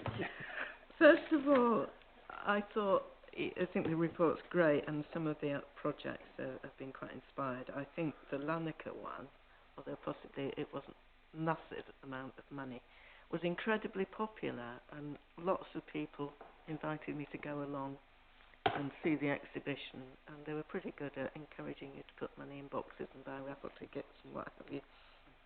So I think that was really a great one. Coming back to the coastal one, you've got a pipeline project as well as the initial allocation, so that hopefully if the pipeline gets developed there will be more money in there. The donated gate scheme is one I'd missed, and I think that's a great one, and I think I might even be committing myself here. It's one I'd not heard of, missed entirely, but to me, as a member and an ordinary member, I'm not influential in any way of both Ramblers and HF. I think there's tremendous scope there for getting them, because I booked a Ramblers holiday and they immediately asked which local group I belong to because they'd make a donation to that group. So there's pots of money. HF, as you leave, they've got a big donations box for local projects, and we've got a very popular place on the moor. And then there's lots of small walking groups, you know, linked to various other things, like U3A and what have you. So I think I will commit myself. So maybe next winter I'm quite happy to come and talk to some of you and help build up some ideas there, and perhaps go talk to people a bit. Dogs was another thing. Your ground nesting birds, well, to me that links very much with your interpretation trailer and your pop-up events.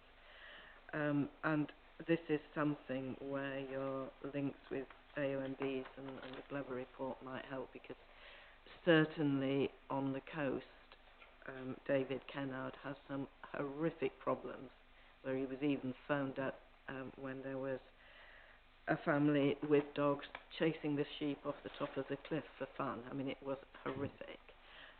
But also Cannot Chase AOMB, which is a sort of dog emptying area for the West Midlands, have done some really great events over the past years. I don't know if they still do, but obviously my knowledge is going back some time. So, yeah, congratulations on the report. I think there's some great pipeline projects, and well done. Thank you, Linda. Any comments, Dan? No, I don't think there's any need to respond, but thank you. Noted. Thank you. Susan Warren. Thanks, Robin. Yeah, just a couple of things. I sit on the external funding working group, whatever, I think that's what it's called. So I obviously we had a long discussion about this last week. So just to say a couple of things, I think the prospectus is great, and as Dan says, Josephine particularly done a great job on putting that together.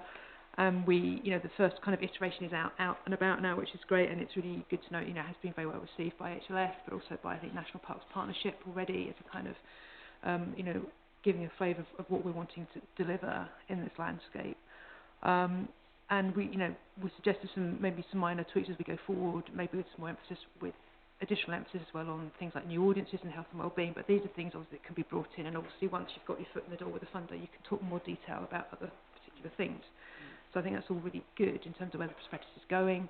And just really coming back to, I think, what Mike was just saying about the proposals around designation of funds. And I think when we look at the bullet points in 4.3 around the things that as members we wanted to make sure were happening, and we look at what's now being proposed here, I'd certainly be very supportive of it. I think, particularly, when we think about the discussion we just had about FIPL, when we've got potentially, a landscape, we've got, people are coming forward and there's lots of different projects all over the place. This gives us a really great opportunity to actually invest into particular areas of landscape in a very holistic way, looking across habitat and people and access and all these things collectively. And particularly certainly with the Royal Forest Landscape Programme, issue where we're trying to look at things which might be harder to fund elsewhere. So I'd certainly be very supportive of those designations that are laid out in the paper. Thank you, Thank you very much. Dan? Yeah, again, thank you very much, and notice and welcome your support. I have, John Petrinos, then Vivian. Oh, yeah. In order to get stuff added into the project pipeline, or considered for adding, do I just email you? Yes, I think so, yeah. If you've got ideas, we'll put them into the ideas, log them in, work them up if we feel. So I noticed it kind of verges between the very specific, the bridge and the Ashton Gardens and the coast, which is kind of different types of things mixed together. Yeah, and I think we've had that debate a lot ourselves around how we define things, and I think really we came down to a conclusion. The most important thing is that we've got something on paper that we can use. So again, because we're trying to be a bit preemptive here and proactive. We don't know necessarily what funding opportunities will be announced in the next 12 to 18 months. Some might be very specific and targeted approaches. Others might be much broader programs type approaches, which might encompass a number of projects. So what we wanted to do is just get I think certainly in terms of project ideas log, is just get everything down on paper, develop what we can into a pipeline, and then take it from there really. Obviously there'll be a bit of flexibility and agility required as and when funding opportunities come by, where we think, well, parts of that project fit, parts of it don't, we'll flex it, so it's just trying to be as preemptive as we can, whereas in the past we would wait for that opportunity to come to us and then we would try and develop a project, but it left us very little time to do that. Thank you, Dan. Vivian? I just wanted to underline on behalf of members that this hasn't come out of the clear blue sky, but there was indeed a meeting chaired by Rob Wilson, or a remote meeting where we looked at how in most general terms we should look at this extraordinary opportunity that has been presented to us. And I think it's well summarised in 4.3 when it says that we make the most of this opportunity to invest in something that is transformative, impactful and tangible. I think that fairly reflects the mood of the discussion that was held by members before. This is just a step along a route which was already being carefully measured out. Thank you, Vivian. Penny. Oh yes. I just wanted to know if, I don't know if Dan does know this, because the other Dan in charge of the cycling route. Is there any more info on what's happening with this? Yeah, I can briefly respond in that we're almost going out. I think we've had some discussions with parish councils before we go out to public consultation. I know one of the routes that we've been looking at, one of the landowners has withdrawn their support for a project, so that's having to be reconsidered at this stage, but certainly the other inland trail is still on the table, and we'll be going out to public consultation shortly, I believe. I don't know whether Rob knows any more. No. Yeah. Well, we can find that out and feed in. Thank you. Thank you, Dan. Andy? Yeah, sorry, just one more thing. On the opportunities, the future projects, I noticed there was a project taking place in Holcombe, and there's been quite a lot of activity out there, for example. Yet the parish council seems to know, and I certainly know, very little about it. Has any attempt been made, and probably any other issues there, projects mentioned, to go out to the local communities to tell them what is actually taking place? I might have missed something here, but certainly the Holcombe one has, of course, exercised quite a few people. Yeah, I'm afraid I can't comment on that specific one. It's not something I'm involved with day to day. I think in terms of these projects, at this stage, the pipeline is just trying to gather those potential opportunities. There is an opportunity, I think, to, as we go forward, to use that to base around some of our conversations with communities around, well, actually, this is what we think could happen. What are your views? But yeah, I think in terms of anything already happening on Holcombe, it's probably, I think, one that we'll flag up with Graham McVitie, who's, I'm assuming, leading on that. Thank you, Dan, very much. A couple of comments I had during the course of the discussion here. I just think a reminder to members that in an era where our staff resource has been challenged by our funding quite significantly at all times, there is quite a challenge there to make sure we have enough staff resource to make use of the legacies and the external funding and to be able to develop projects, because it's no good having the money if you don't have the ability to use it effectively. So I think just to bear that in mind. A challenge to the members here, which Dan mentioned, but I will reiterate it, the prospectus that is out there. As members, please go out and use that prospectus so that people know about the opportunities to fund projects and so on. If we don't use it, and we don't use it as members, we can't expect things to happen. We can't expect officers to do all the work on our behalf. Just a reminder as well on the legacies, and there has been some discussion around that, but virtually always legacies come with very specific stipulations, and it is quite a challenge, undoubtedly, to find projects that will fit within those very, very specific guidelines. So credit to Dan for spending enough time and working out with the rest of the team here what's possible. And I think the other thing to reiterate is that in future, this work in front of us is going to become increasingly important, because as government funding direct to authority, effectively it's fixed for the next 3 years, so that is in real terms a reduction, which has been ongoing for the last 10 or 12 years now, that reduction. It will mean that if we're going to deliver against our national park purposes on really good projects, we are going to need to attract external funding in quite significant amounts. And that part of our authority activity is going to become increasingly important. I think we have 3 recommendations here. One was to note the achievements within the Care More for Exmoor scheme. One was commit to utilising the funding prospectus and project pipeline to help champion authority priorities with funding opportunities. And the other was to agree the initial allocation of recently received legacies. And I think there's probably a comment that was made there by Mike, and I would suggest, I'd like somebody to propose that you add into that with continued consultation with members. So, can I have a proposer? I'll propose a recommendation No. With the addition. Thank you very much. And a seconder? Vivian, I see. And all those in favour? Thank you very much indeed. That's unanimous. Judy, thank you. Thanks to Dan and thanks to the team. This is a huge amount of work developing this, and the opportunities and value within it are immense, and we're just beginning to see that now. Move on to item 9.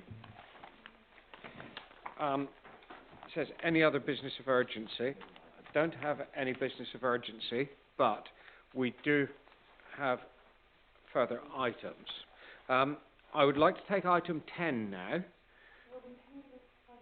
We are going to have a break immediately. We'll stop recording after item 10, dependent on whether it's approved or not. That is the reasoning. Item 10, I'll move. Can I have a seconder that we move to a confidential session? Vivian, all those in favour? Thank you very much. At that point, we will stop the recording and we'll have a 10-minute break, please. Thank you. Okay, ladies and gentlemen, thank you. We'll move to the item 12 on the agenda, which is development management. The first application that we have to consider, 12.1, is 6250-22001. This is proposed change of use of field from agriculture to fenced dog exercise area at Ladyswell Farm, Parakum, and this is going to be presented by Mr. Jones.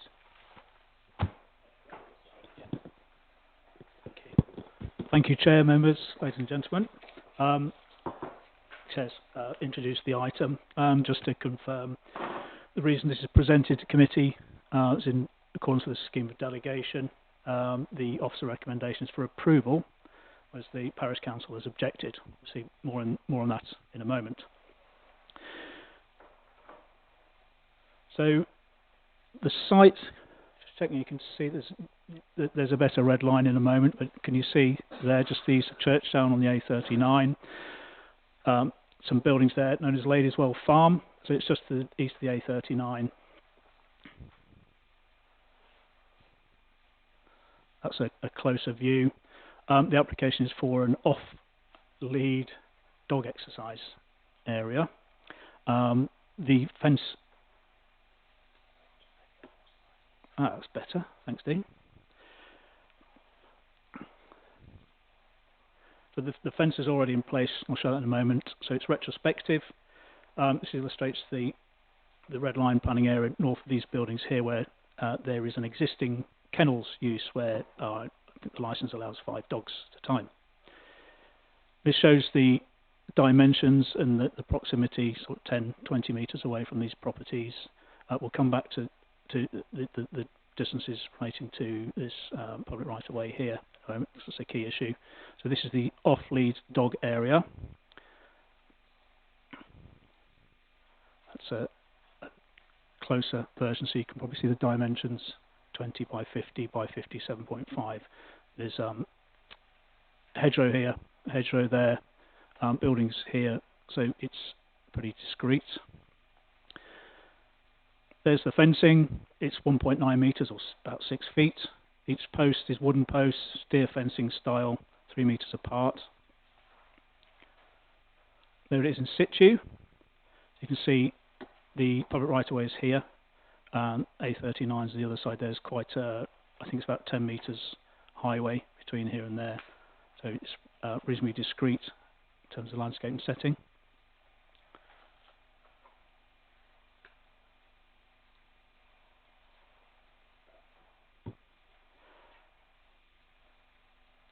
This shows the distance from there to there, but it's off my poor skills in dropping the picture into the presentation. That shows it's 21 metres. So I'll show the next slide. So this is from the public right of way. You'll come back to that in a minute. So it's 21 metres from here to where the fence starts there. I'll talk a bit more about the details and then focus in on this particular issue in a moment. So the need for the formal dog walking area is really for animal welfare requirements in association with a dog kennel, which is an existing use at the farm buildings that you've seen. The substantive representations are our wildlife officer, who's suggested enhancement, and we can secure that by way of condition. And the other is that the Parakum Parish Council objects on the grounds that the dog walking area is too close to the bridle path, which you can see there. No other representations no neighbour representations have been received. The red line was changed and clarifications were given during the process of dealing with the application, just to clarify that the dog's off-lead area would be within the fence, so not in the wider area. And that kept them 20 metres away from this point here, where horses would wait to cross the highway. So, as you've seen in the previous slides, the proposed fencing is discreet, so it's considered to be appropriate for the setting, would not harm the landscape. No lighting proposed. So the key issue is the context, considering the planning application, the context of Policy ACD2, which requires development not to prejudice road safety interests, so safety of pedestrians, cyclists, horse riders.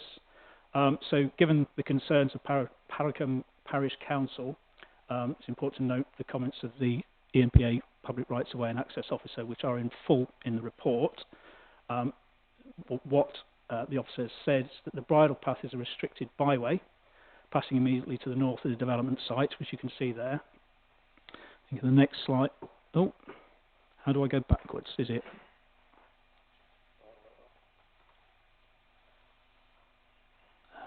How do I make that smaller?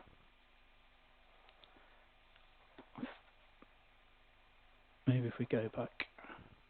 So you can see that the boat right away is just behind this hedge here, so it's 21 metres from there to there.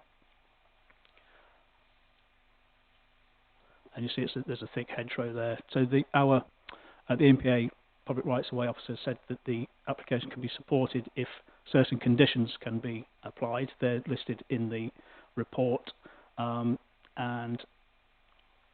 the conclusion was that as the dogs would be no closer than 20 metres, and with this thick screen,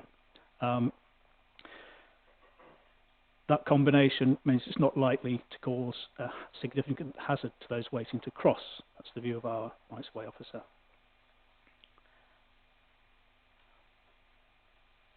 Oh, wrong way. So the officer recommendation is that the proposed development and use would not result in harm to material interest that meant we should be not granting planning permission. And through the use of conditions, the impact on users of the restricted byway to the north would not be significant. The recommendations approval, so conditions and informatives are listed in the report, but could I draw your attention to, on reflection, we took a close look at condition 2. I wanted to make sure this was appropriate and enforceable. So the proposed changing wording is there on the screen. So that's the key point there, is to make sure that the permission is linked and the use of that area is linked to the operator of the adjoining kennels business. And condition 3, having considered this in more detail, the rewording this was more suitable, appropriate and enforceable condition to retain that thick screen at the boundary. That concludes my report. Thank you. Right, thank you very much. Ms Davis. Chairman, this is quite interesting. We've never had one of these before. I've actually been to one of these. I have a dog who doesn't tend to run off, but off I trotted with a friend to one not that far away, and we had quite a good time in it. Was there any noise? No. I think we made more noise than the dogs did. I know we made more noise than the dogs did. That was just us. Well, maybe that was the case. But I haven't got a problem with this at all. It already exists. But I think the key sentence that I felt was in here, taking to mind what we've just been told, is that the use is required to meet the provisions of the North Devon Council licence, which I just happen to know quite a bit about. What I'm saying is we can only go one way with this, and that is to approve, because we have no grounds to deny people of their livelihood. So I will move the recommendation. Yes, I will second that, and I will also recommend that we strongly include the amendment about 3, condition 3, I should say, about keeping the edge boundary in a thick condition. Thank you. So that's noting amended condition 2 and amended condition 3. Okay. Mr. Holtham. Thank you, Mr. Chairman. As the Paracombe representative, or being a member of the Paracombe Parish Council, I perhaps should explain what the issue is here. Firstly, it says there's no neighbourhood response. This is the 3rd application on this site, and there were neighbourhood responses before, and I believe that the parishioners are relying on the parish council to put their views across. The issues here are not the fact that it's 20 metres away from the junction of this road, which is notoriously dangerous and very difficult to cross with a horse, but they are the bridleway, or which is now a restricted byway, is actually much closer to the area of the fence, 10 metres back, and it is about 10 metres away. And if you are on a horse approaching this and dogs were to bark, you have not got time to collect your horse and get it under control by the time you're on this junction. So the nuisance is further back in. That's where the accident will happen. When this application came for us, and as I say, it's the third time this has been put through, each time the parish council has said, objected on the grounds of this. There is plenty of room, as you will see from the plan of the holding, for the enclosure to be placed in a better position in terms of its proximity to the junction of the restricted byway and the road. So that is the issue. It is a real road safety issue, and I would put it to you that the efforts of the public rights of way officer in getting concessions is welcome, but they are not great enough. Further, the conditions applies to the applicants. The property is on the market.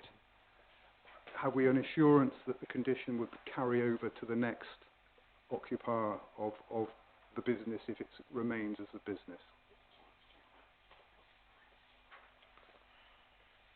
I beg your pardon. That's been dealt with. The change Sorry. of the condition. Yes. Oh, yes. Right. Thank you very much, Mr. Holton. It's that same condition. I absolutely get it's now the adjoining kennel business, which is great. What I wanted to understand is dogs will only be exercised on their own or with other dogs they live with. What does that mean, other dogs they live with? Does that mean live with at the kennels or live with when they're not at the kennels? Yes, it's linked to the kennels, so dogs living at the kennels. Then I don't understand if it's only for exercising dogs being cared for by the adjoining kennel business. Why do we need dogs will only be exercised on their own or with other dogs they live with? Unless it means something more, which means that we're not going to exercise a load of strange dogs that happen to be at the kennels at the same time. What are we trying to say there? Yes, the intention is that it would be dogs at the property, so the owners would have a dog, and then the 5 dogs that are allowed to be visiting, staying. That's the intention. So it could be a load of strange dogs exercised together, but who are all happen to be at the kennels. Yes. So I don't see the point of adding that in if it is only for exercising dogs being cared for by the kennel business. Why do you need to add the other thing? And it becomes confusing because you're trying to find a meaning for those words that is what's added. Yeah, so I think, good point, dogs will only be exercised on their own. And they don't need that at all. Yeah. Dogs. It just needs no more than 6 dogs will be Yes. exercised at any one time. Yes. Yes. Yes. Correct. Okay. Thank you.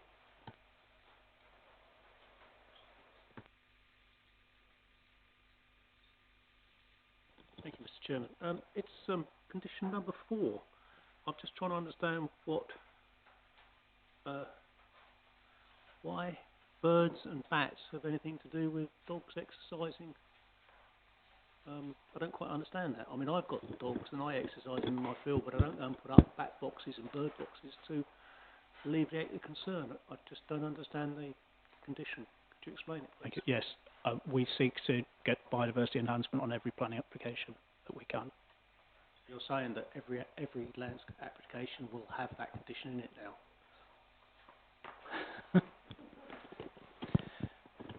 I mean, Tom's correct. We do try and get biodiversity improvements on all applications unless there is good reason not to. And there will always be those cases where, through consultation with ecologist colleagues, that it may be felt that it's not necessary. In this instance, it was considered that it was appropriate to seek that enhancement in this instance, so that's why we've included the conditions. Yes, I can understand that, and I'm all for the diversity there. It's just that I'd much prefer it to be a voluntary condition as opposed to a condition on planning. It just seems a little bit draconian to have that, that's all. We hear what you say, Mr. Thwaites, but nevertheless that is an objective now of the planning system going forward, so I think this is... So we're saying that every one that comes up in front of us now will have that condition. Or something like it. Or a total of 2 bird boxes and bat some, boxes. Some I've got nothing against bats. Some enhanced biodiversity. It may be that, it may be something else. Ah, right. Mightn't it? I'm grateful for the furious nodding on my right. Right. Dr. Kelly. Thank you, Chair. If we're talking about conditions, it looks like we are moving towards an approval. And the relevant policy is ACD2. And I noticed the Highway Authority, they either were not consulted or certainly did not object to it. And the amended citing meets the requirements of the Public Rights of Way officer.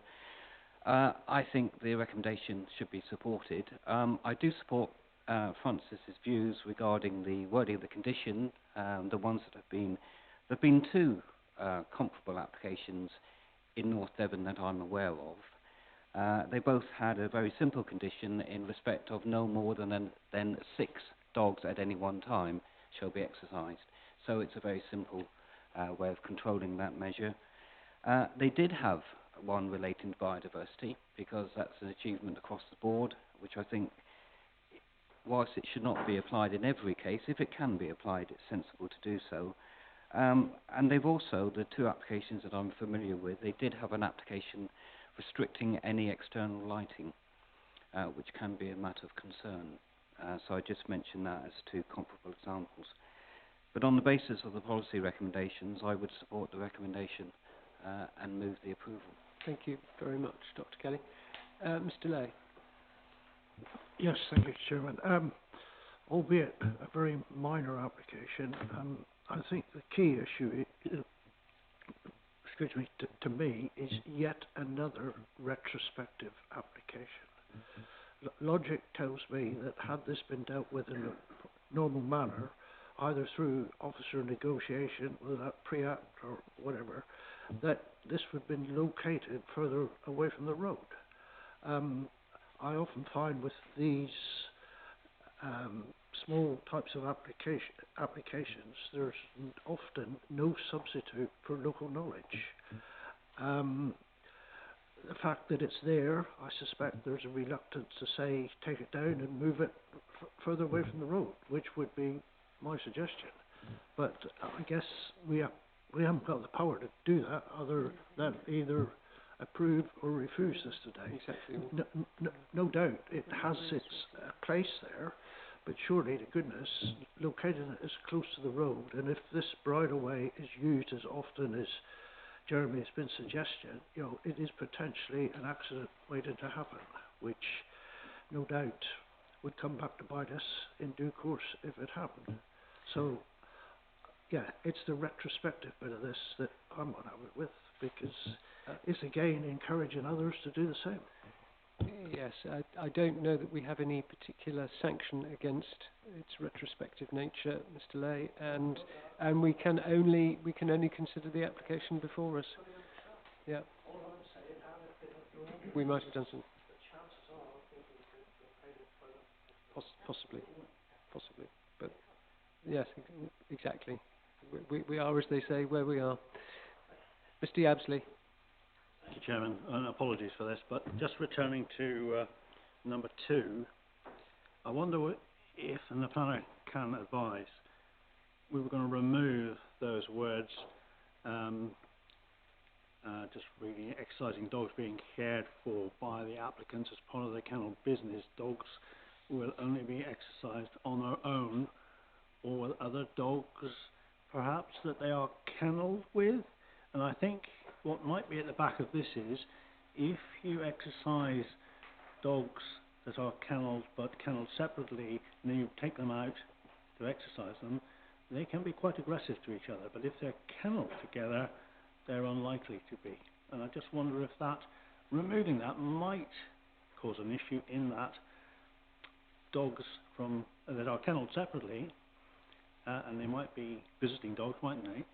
Out in the run, they could be very aggressive. So I just wonder if that was there for a reason, and perhaps we should think twice about removing it. Sorry? Yes, yeah. If we change the word to kennelled with, I thought that would clarify. Do you want to read it again? I understand what you're saying, Mr. Yabsley, but if we simply delete the bit that says dogs will only be exercised on their own or with other dogs they live with, and we're assuming that no dogs that are being exercised will be other than those being cared for by the applicants as part of their kennel business. That's clear from the first part of that paragraph. No more than 6 dogs will be exercised at any one time. We don't necessarily need the bit in the middle. Well, yeah. That's really the point I think we've reached. Yeah. Okay, thank you. Right, I then have Mr. Milne. I'm very conscious of the parish council's views on this and the fact that they've rejected it 3 times. And also got considerable respect for people who ride horses, which I always regard as a particularly dangerous beast, especially if one is mounted on it. And if the braking distance of the horse is 10 metres or whatever it is from that far corner, then can we not insist that the fencing is moved closer to the buildings and the whole enclosure taken away from that path, which is apparently the issue? And I don't know if we're able to do that, and I've no idea whether this is relevant or not, but if the braking distance of horse not under control heading towards that road is such that it's going to cause horse riders a problem, and the parish council has rejected it 3 times, then I can only believe they've got some knowledge in what they are objecting to here.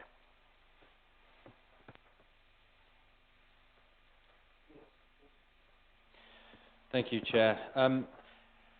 I think, first of all, it's really important that we consider the current application before us, and we have to come to a view on whether the impact of the development is sufficient enough and concerning enough that the current application should be refused. If the answer is yes, then clearly you are entitled to come to that view, and I invite you to give us reasons as to why the application should be refused. If the application is considered acceptable or can be made acceptable, then I would invite you to make a determination on that basis, subject to the changes we've referred to as part of the conditions. Following Dr. Kelly's comments, I would also advise you to include a condition removing the potential for any external lighting to be included. I think that's a very sensible suggestion. In terms of having a revised site, I do understand the concerns associated with the scheme, but we must balance that against the fact that those public footpaths and the highway can be used at any time with dog owners who are walking, and there is no control on how many dogs use those public footpaths. So at any time that can happen. That doesn't necessarily mean that we should add to the issue if we consider it to be so significant as to warrant refusal. But my concern is that we're almost trying to manage the business, and that's not what the planning system is here to do. We're here to consider things that are put forward. I also understand the concerns about the retrospective nature of the application, and we all have concerns when applicants choose to do development without first seeking the relevant planning permissions. But in the current planning system, we are legally obliged to consider those in the same way as we do any other planning application. So I thought it was useful just to set out your thought processes for this afternoon, and just being very clear on what the issues are. If you identify harm, that's fine. Can it be mitigated? If not, that would lead you to a refusal, and I invite you to make reasons for that. Other than that, then I invite you to go along with the officer recommendations, including the amendments and the additional conditions that we've stated here today. Thank you. Mr. Holtam, your finger is waving over the speak button, and I will exceptionally allow you to come back. I'm very sorry, Mr. Chairman, but this is a very serious issue and one near to my heart. I just wonder if the Public Rights Away officer took any guidance from British Horse Society or from an expert in these matters. That's one point. The next point is that the development here is not substantial. It is a deer fence on wooden timbers. It would not cost the earth to move it and remove this element of danger. And I think that should be borne in mind. And the fact that the applicants have ignored what is reasoned and a good argument put forward by the parish council at the insistence of its parishioners should be something that members bear in mind when they go to the vote. Thank you. I hear entirely what you say. I think what we've been reminded, however, by the planning officers is that we've got to consider the planning application before us. We can't suggest that there's a better application that should have been made, and therefore we want to insist that this is the form that it's got to take. Unfortunately, we have to consider what we have. The planning officers, I think, have been fairly clear in the advice that they've given us, and it has been proposed and seconded by members, although with careful consideration of the conditions. And I would just like to remind members that the discussion so far has produced an amendment to condition 2, which is to delete the part of the paragraph beginning dogs will only be and ending with they live with and. That condition 3 has been further amended with what we were presented by the planning officer, and that condition, there should be a new condition 5 relating to external lighting conditions. Is there anything else, Mr. Kinsella, you want to add to that, Mr. Jones? Not from me, Chair. Members to decide now. It's been proposed and seconded. Proposed by Ms Davis, seconded by Mr Ellicott, with the amended conditions, which I take it you're happy to accept. Chairman, absolutely have to take those on board, and while I can hear what you're saying, Jeremy, I'm obviously very concerned about the concerns of parishioners in the parish. We do not have any evidence in front of us that we can make the decision to refuse it, I believe. But it is open to those members to put an amendment should they so wish or vote against. Well, I think at this moment we're going to take the vote and see what we get. So all those in favour of the proposal to accept, please. 1, 2, 3, 4, 5, 6, 7, 8, 9. Thank you. And those against. 1, 2, 3, and those abstaining. 1, 2. So that therefore does stand approved. We hear exactly what Mr Holtam has said, and that clearly has been borne in mind by members this afternoon in the light of the vote that was taken. Right, thank you very much. We'll move on to item 626-21-113, and this is Brookside Roadwater Road Roadwater, and this again is going to be explained to us by Mr Jones. Thank you, Chair. So the site, apologies, it's a two-storey extension to a semi-detached property, involves the demolition of an existing garage. And again, the reason this is brought to the committee is in accordance with the scheme of delegation. The officer recommendation is for approval, whereas the parish council has objected. More on that in a moment. So the first slide shows a property here at Lower Roadwater.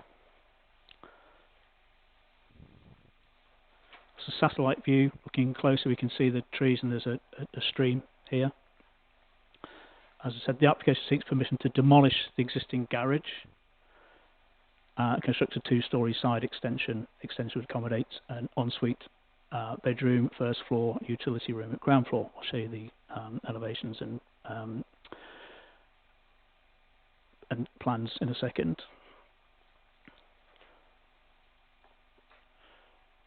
So that again shows it more clear on a map as the existing garage that would be demolished. The footprint doesn't get significantly larger, which is significant. We'll come to that in a moment.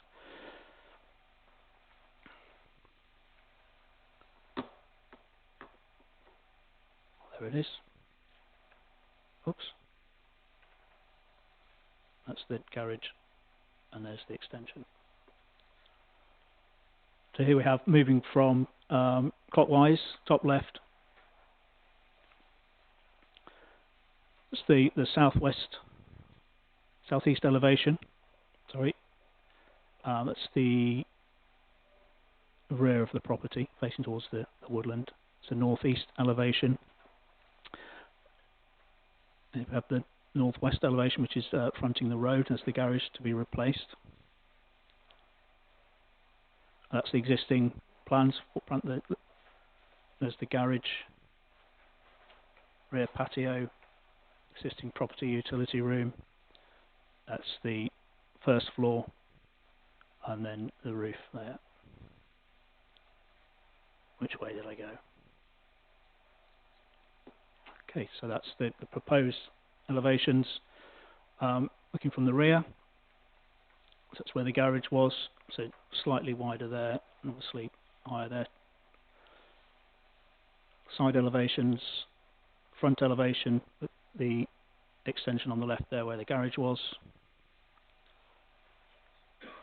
Again, here's the footprint. So ground floor, first floor, roof.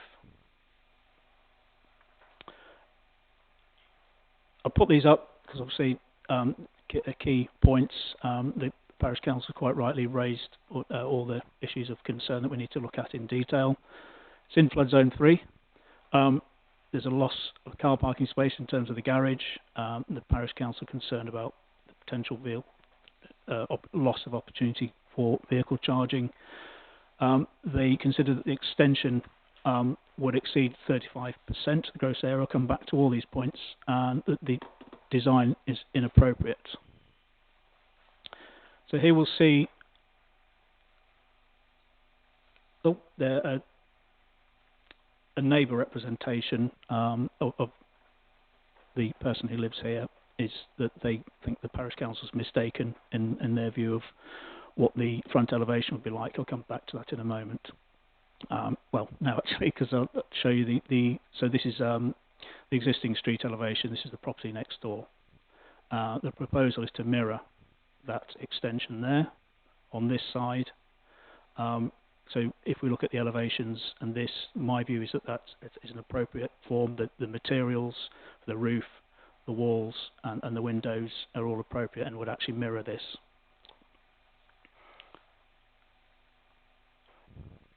And that's the rear. That shows the neighbouring property. This is the property. There's the garage there. They were just looking from the southwest northwards. The garage, neighbouring garage there. That's the property that's extended. That's it from the other side. Again. So going back to the elevations, it's flush at the front, other than the existing porch. So the key planning considerations are the principal development, design and character, location with flood zone 3, and biodiversity, as always. So policy CED 14 and HCD 15 allow such an extension where it's no more than 35%. I think that the Parish Council has not taken into account the existing garage in their calculation, thinking it's more than 35%. I've looked at this closely, and I'm in agreement with the applicant that that is within the 35% just, and is therefore acceptable in principle. The key issue for me became flood risk. The applicant provided a more detailed flood risk after the application had been submitted, and therefore we reconsulted, allowing the parish council to take another look at it, and they did object on the second occasion. The flood risk assessment meets the guidance, planning practice guidance, and Environment Agency informal guidance, and what that guidance says is that residential use is more vulnerable, and it advises that more vulnerable minor developments in flood zone 3 can be acceptable, and the flood risk assessment goes into detail and demonstrates, in my view, that it is acceptable. The increase in footprint is not significant. The property is already occupied, so it meets the requirements of that guidance and our policies. Obviously, we would need to apply some strict conditions, and they are in one of the conditions there and are listed in the report.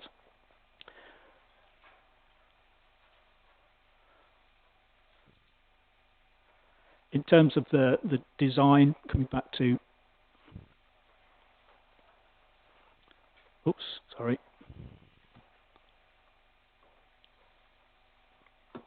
So consider the flood zone and the principle of the extension, the size, and inappropriate design. Comments of the parish council. Again, it's my view that the elevations and photographs submitted demonstrate that that is acceptable, and indeed the neighbouring landowner supports the application and makes that point that the extension mirrors the existing.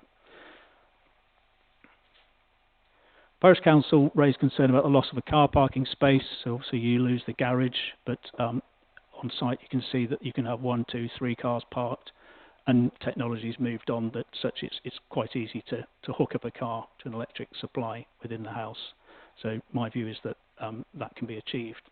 This proposed development doesn't prevent adequate parking and EV charging.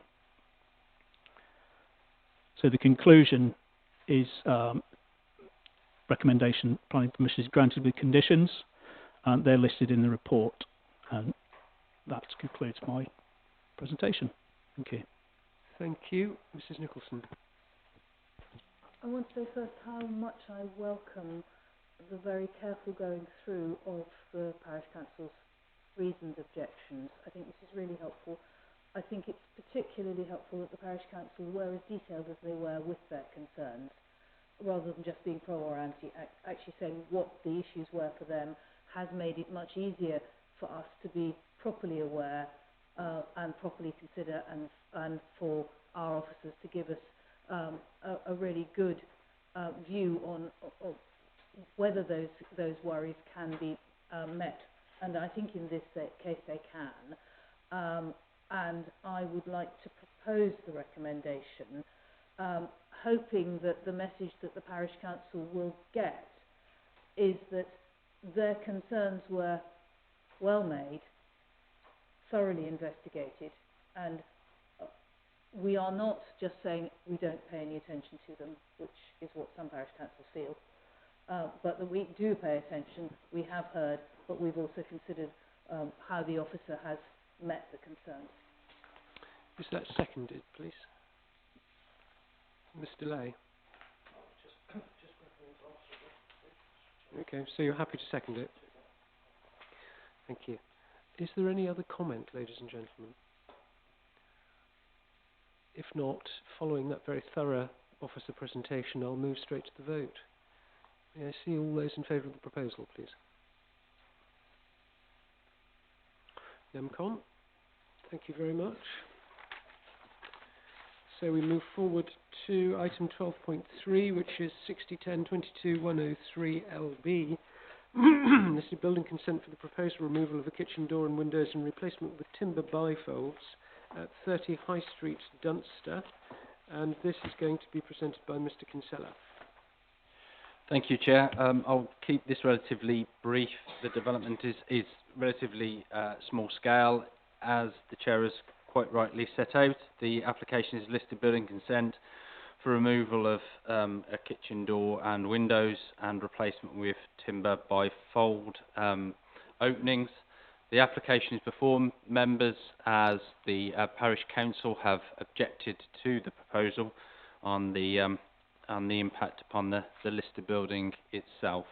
You can see from the officer report on page 20 that the Historic Buildings Officer has raised no concerns relating to the development, and you can see on page 21 that there have been no further letters of representation.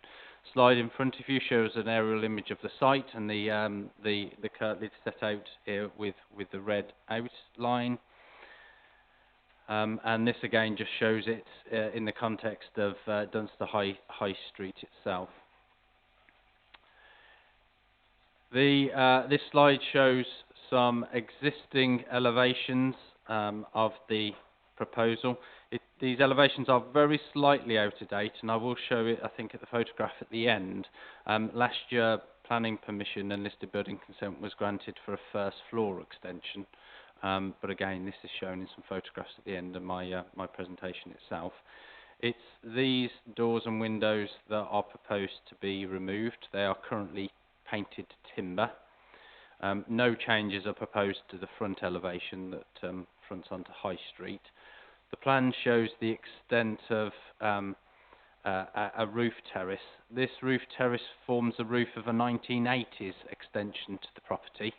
And so you can probably then see the context in which firstly the Historic Buildings Officers made their comments there, but it does recognise in terms of the Parish Council comments, bearing in mind this is a listed building, as to why they would raise some concerns with a level of intervention.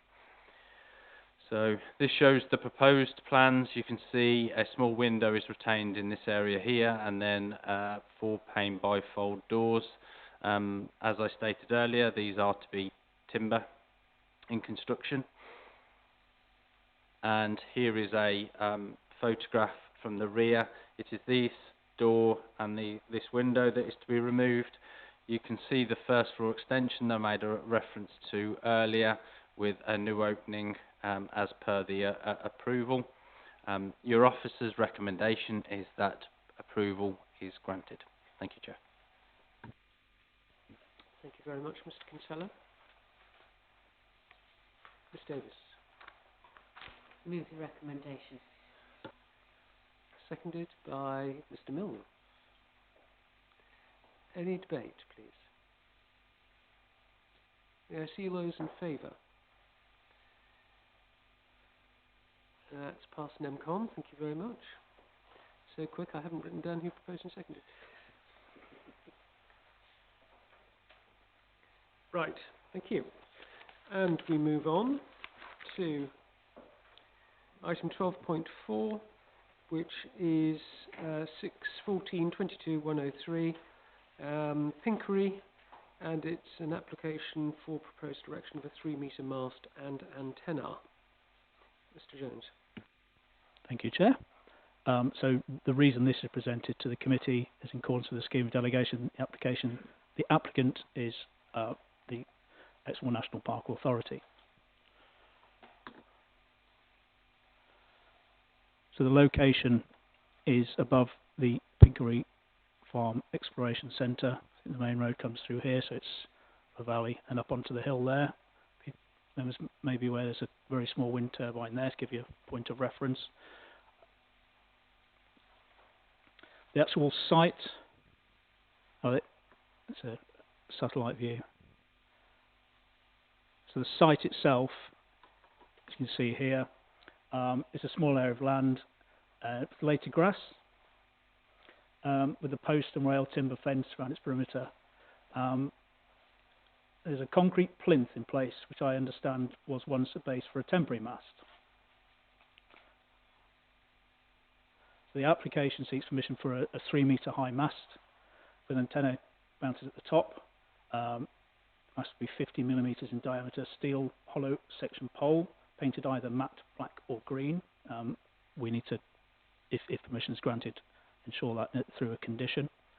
That's listed in the report. It will be positioned there in the northwest corner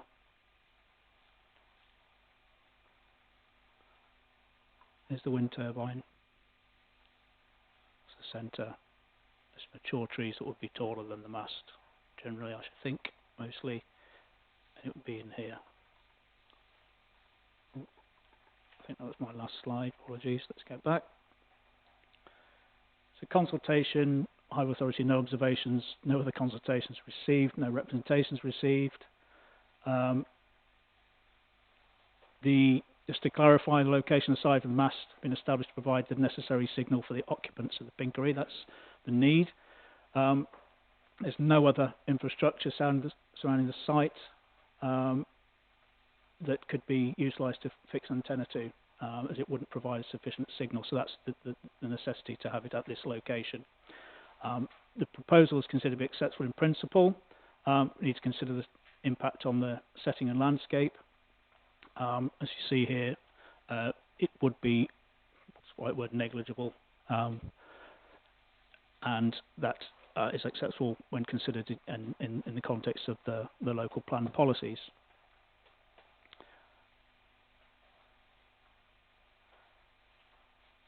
So the recommendation is to grant planning permission with conditions informatives as listed in the report. Thank you. Thank you very much, Mr. Jones. Mrs. Nicholson, was your hand poised to say something? No? I'll say it. Okay. I was suggesting to Mr. Thwaites, who has been noticing the environmental enhancement on the conditions on various applications, is where's the one for this? So, where is the environmental enhancement condition for this? It could be added. Yes, could be added. I think you're saying will be added.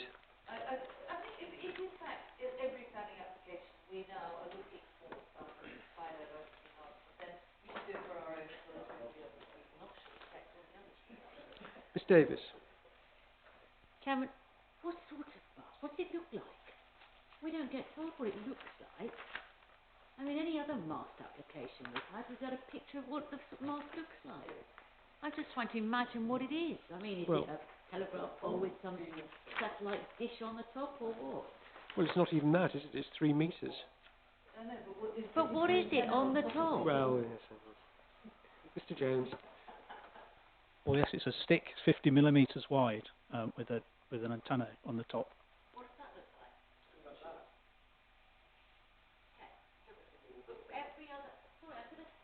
Every other application we've ever had for any mast in a sensitive location, we have had a picture of that. So going back to your point of this is our application, we don't even know what it is we're looking at.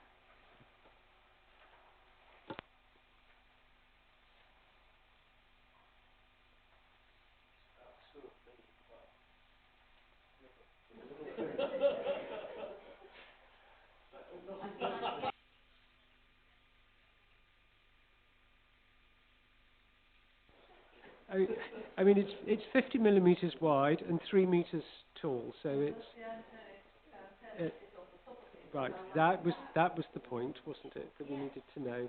Does the antenna sit on top of the pole, or does the 3 millimetres include the mast and antenna?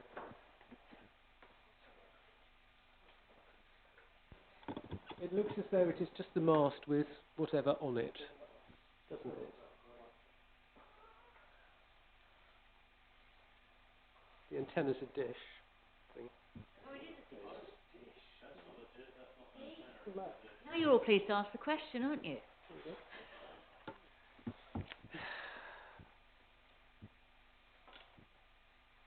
But we defer as ever to our officers.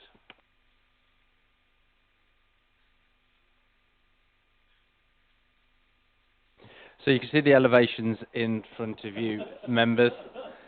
You can see this one at the bottom right, the north-east. So this is looking from above the site. So looking at the slide at the end of the presentation, it would be stood at the back, the other side of the hedge looking down. Then this shows the elevation if you were stood at Pinkery looking up towards the site. And these two are obviously the two side elevations if you were either side. You see it's a narrow pole with a mast and a dish at towards the highest level. I would suggest that's probably about 2.5 metres to 3 metres in height.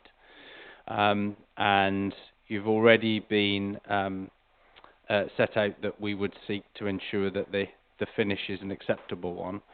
The other thing to note by this plan as well is the fact that with a normal mast you would have an associated infrastructure which would add considerable bulk to the development, and this isn't apparent in this drawing, so it's a lot simpler and a lot more refined. In terms of close-up images, there is no way of getting around it. There will be harm. It is an intervention into a open landscape. However, the majority of views of this site are going to be from a distance, and I would suggest that the existing tree-lined hedge and the wider landscape setting, you would then start to find it difficult to pick out the mast unless you knew it was there. So it's significantly shorter than a normal antenna, which is anything up to 15, maybe even 30 metres in height, and so is much more of a domestic scale, I would suggest.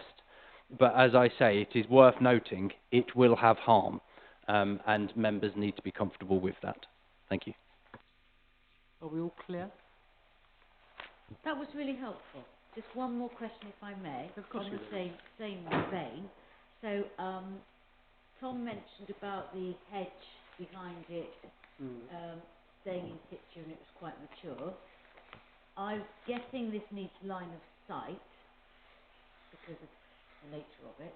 So therefore, we do need to realise that it will have to be trimmed around it to keep the branches down. Depends which direction it is. The hedgerow is actually just away from. The point I was making, it's the kind of wider context. So I don't think there's a nearby hedgerow. It's also worth adding on this slide that in terms of line of sight, any tree or hedge growth over a number of years will be behind it, and since it's serving the Pinkery Centre, it won't necessarily obscure that unless something was to grow in the intervening space, and that would need to be managed. Right. Mrs. Nicholson. Very quickly, I understand that there's already a concrete fence there for it to sit on. Is the post and rail fence that's round it and around the perimeter already in situ? And how big is it? Because does that form part of the application? Because just looking at the images that have just been put up, I suspect that the biggest impact will be a square of post and rail fencing in the middle of a field where it got no business to be. You know, in the sense of what one looks at there, and that will be more intrusive than a nice dark green matte coloured stick. Okay. Mr. Horton. Thank you, Mr. Chairman. My suggestion was, if we are looking for a nature benefit, then a condition might be considered that some strengthening of the hedge by planting is done, because it looks fairly naked. And secondly, some hedge planting on the inside of the post and rail fence would negate any visual harm that the posts and rails had. Thank you. Mr. Kinsella. Just to clarify, the fence is existing, so it has been there for some time, and is an established part of the landscape. In terms of additional planting of hedging, then that is clearly for members to take a view on.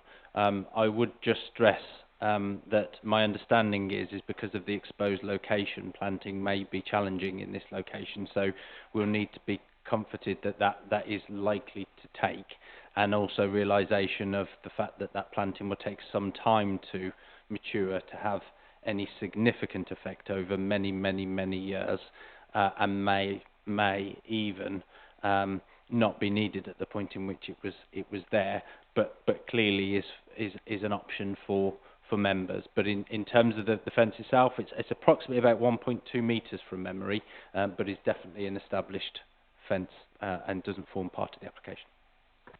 Ms Blanchard. Thank you. As someone who usually fights tooth and nail for the landscape, I think in this instance the landscape harm is absolutely minimal, and the amazing gains that we will have for the educational facility at Pinkery and teaching young people about our wonderful landscape will more than outweigh it. As far as the biodiversity, I would suggest that we make an amendment that, in discussion with the appropriate officers, and agree some enhancement. And I'd like to move the recommendation if no one else has done so. They haven't, so thank you. Is that seconded, please? Oh, right. Mr Holton is seconding it. Are there any other comments, ladies and gentlemen? Right. Well, we've got then a request for an additional condition on environmental enhancement. But I think we're all prepared to leave that to the officers to decide what that should be.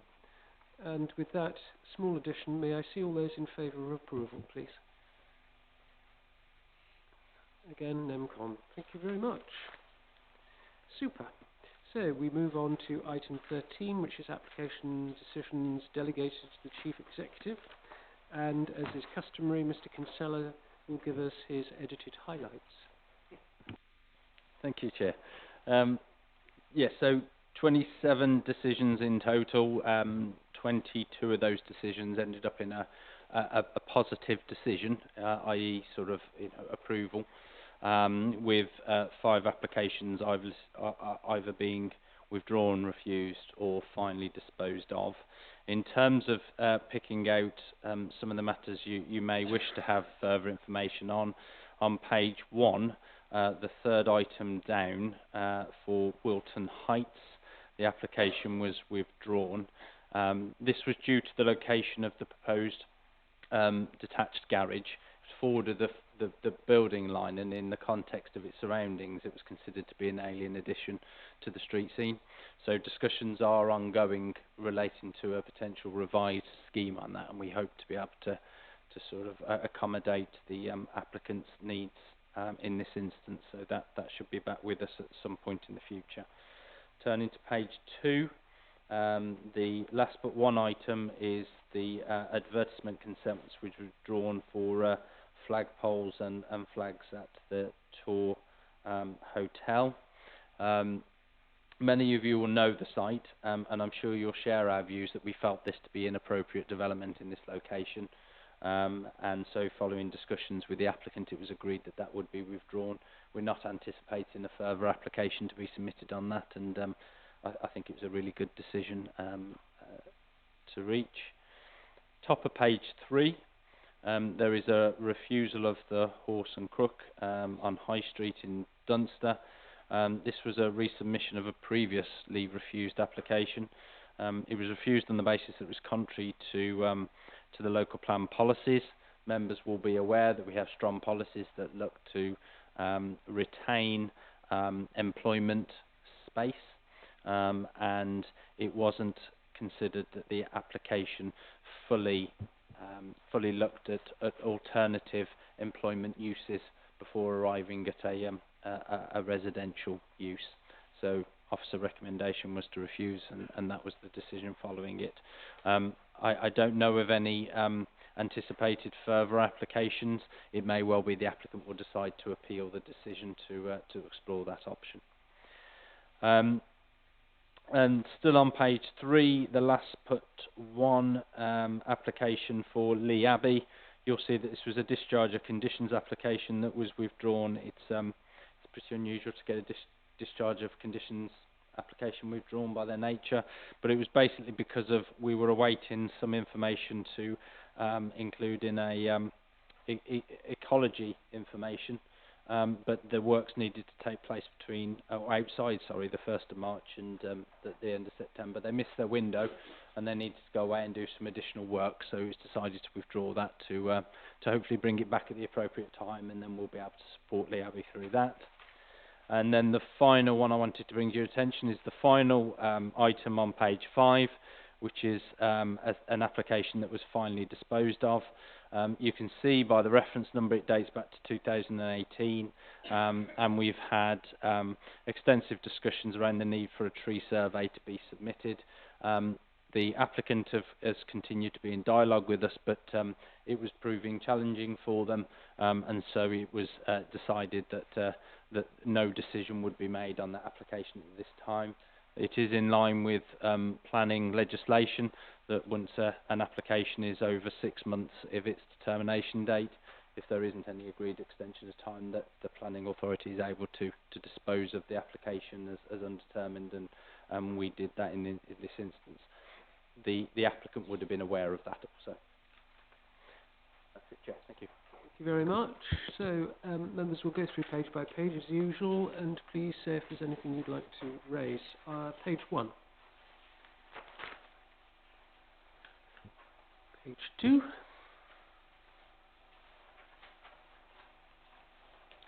Page 3. Mr. Lay. Curiosity question on the last one. Sorry, just an interesting comment on the last one. The TPO served. But one of the reasons is to retain views from the building, which I presume is a house. Was the first time I've seen that a dwelling has right to a view in planning terms. And over the page, it referred to removal of squirrel damage.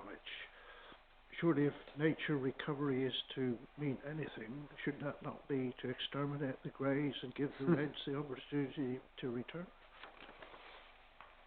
Only a comment, which... Mr. Kinsella. Thank you, Chair. So, yeah, this is an interesting case. I mean, in terms of the views from the building, I think it's more associated with its setting within the conservation area, and that the planting around the hotel is considered to greatly add to the overall setting, appearance, and character of its location. We have been working with the owners of the Tours Hotel around some landscape schemes, and this followed a number of applications that we've received to carry out works to trees. Ultimately, the tree officers came to the view that in this instance the works would be harmful, and so therefore it was considered appropriate to serve a TPO. I'm really sorry, but I can't actually comment on the squirrel damage things because I'm not an horticulturist. But in terms of the planning side, it's significantly around the overall setting of that building and the concern with the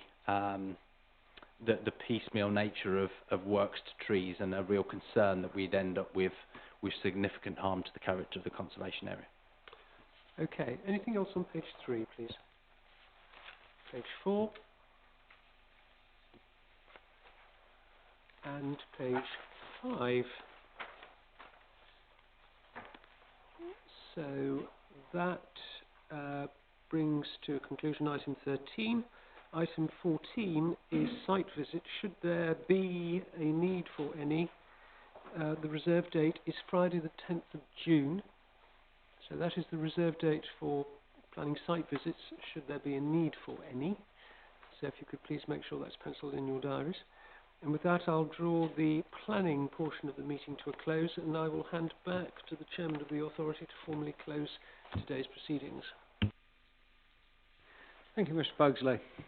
And there have been no other further business. Thank all members for their attendance, and formally, or use this one, close the meeting. Thank you.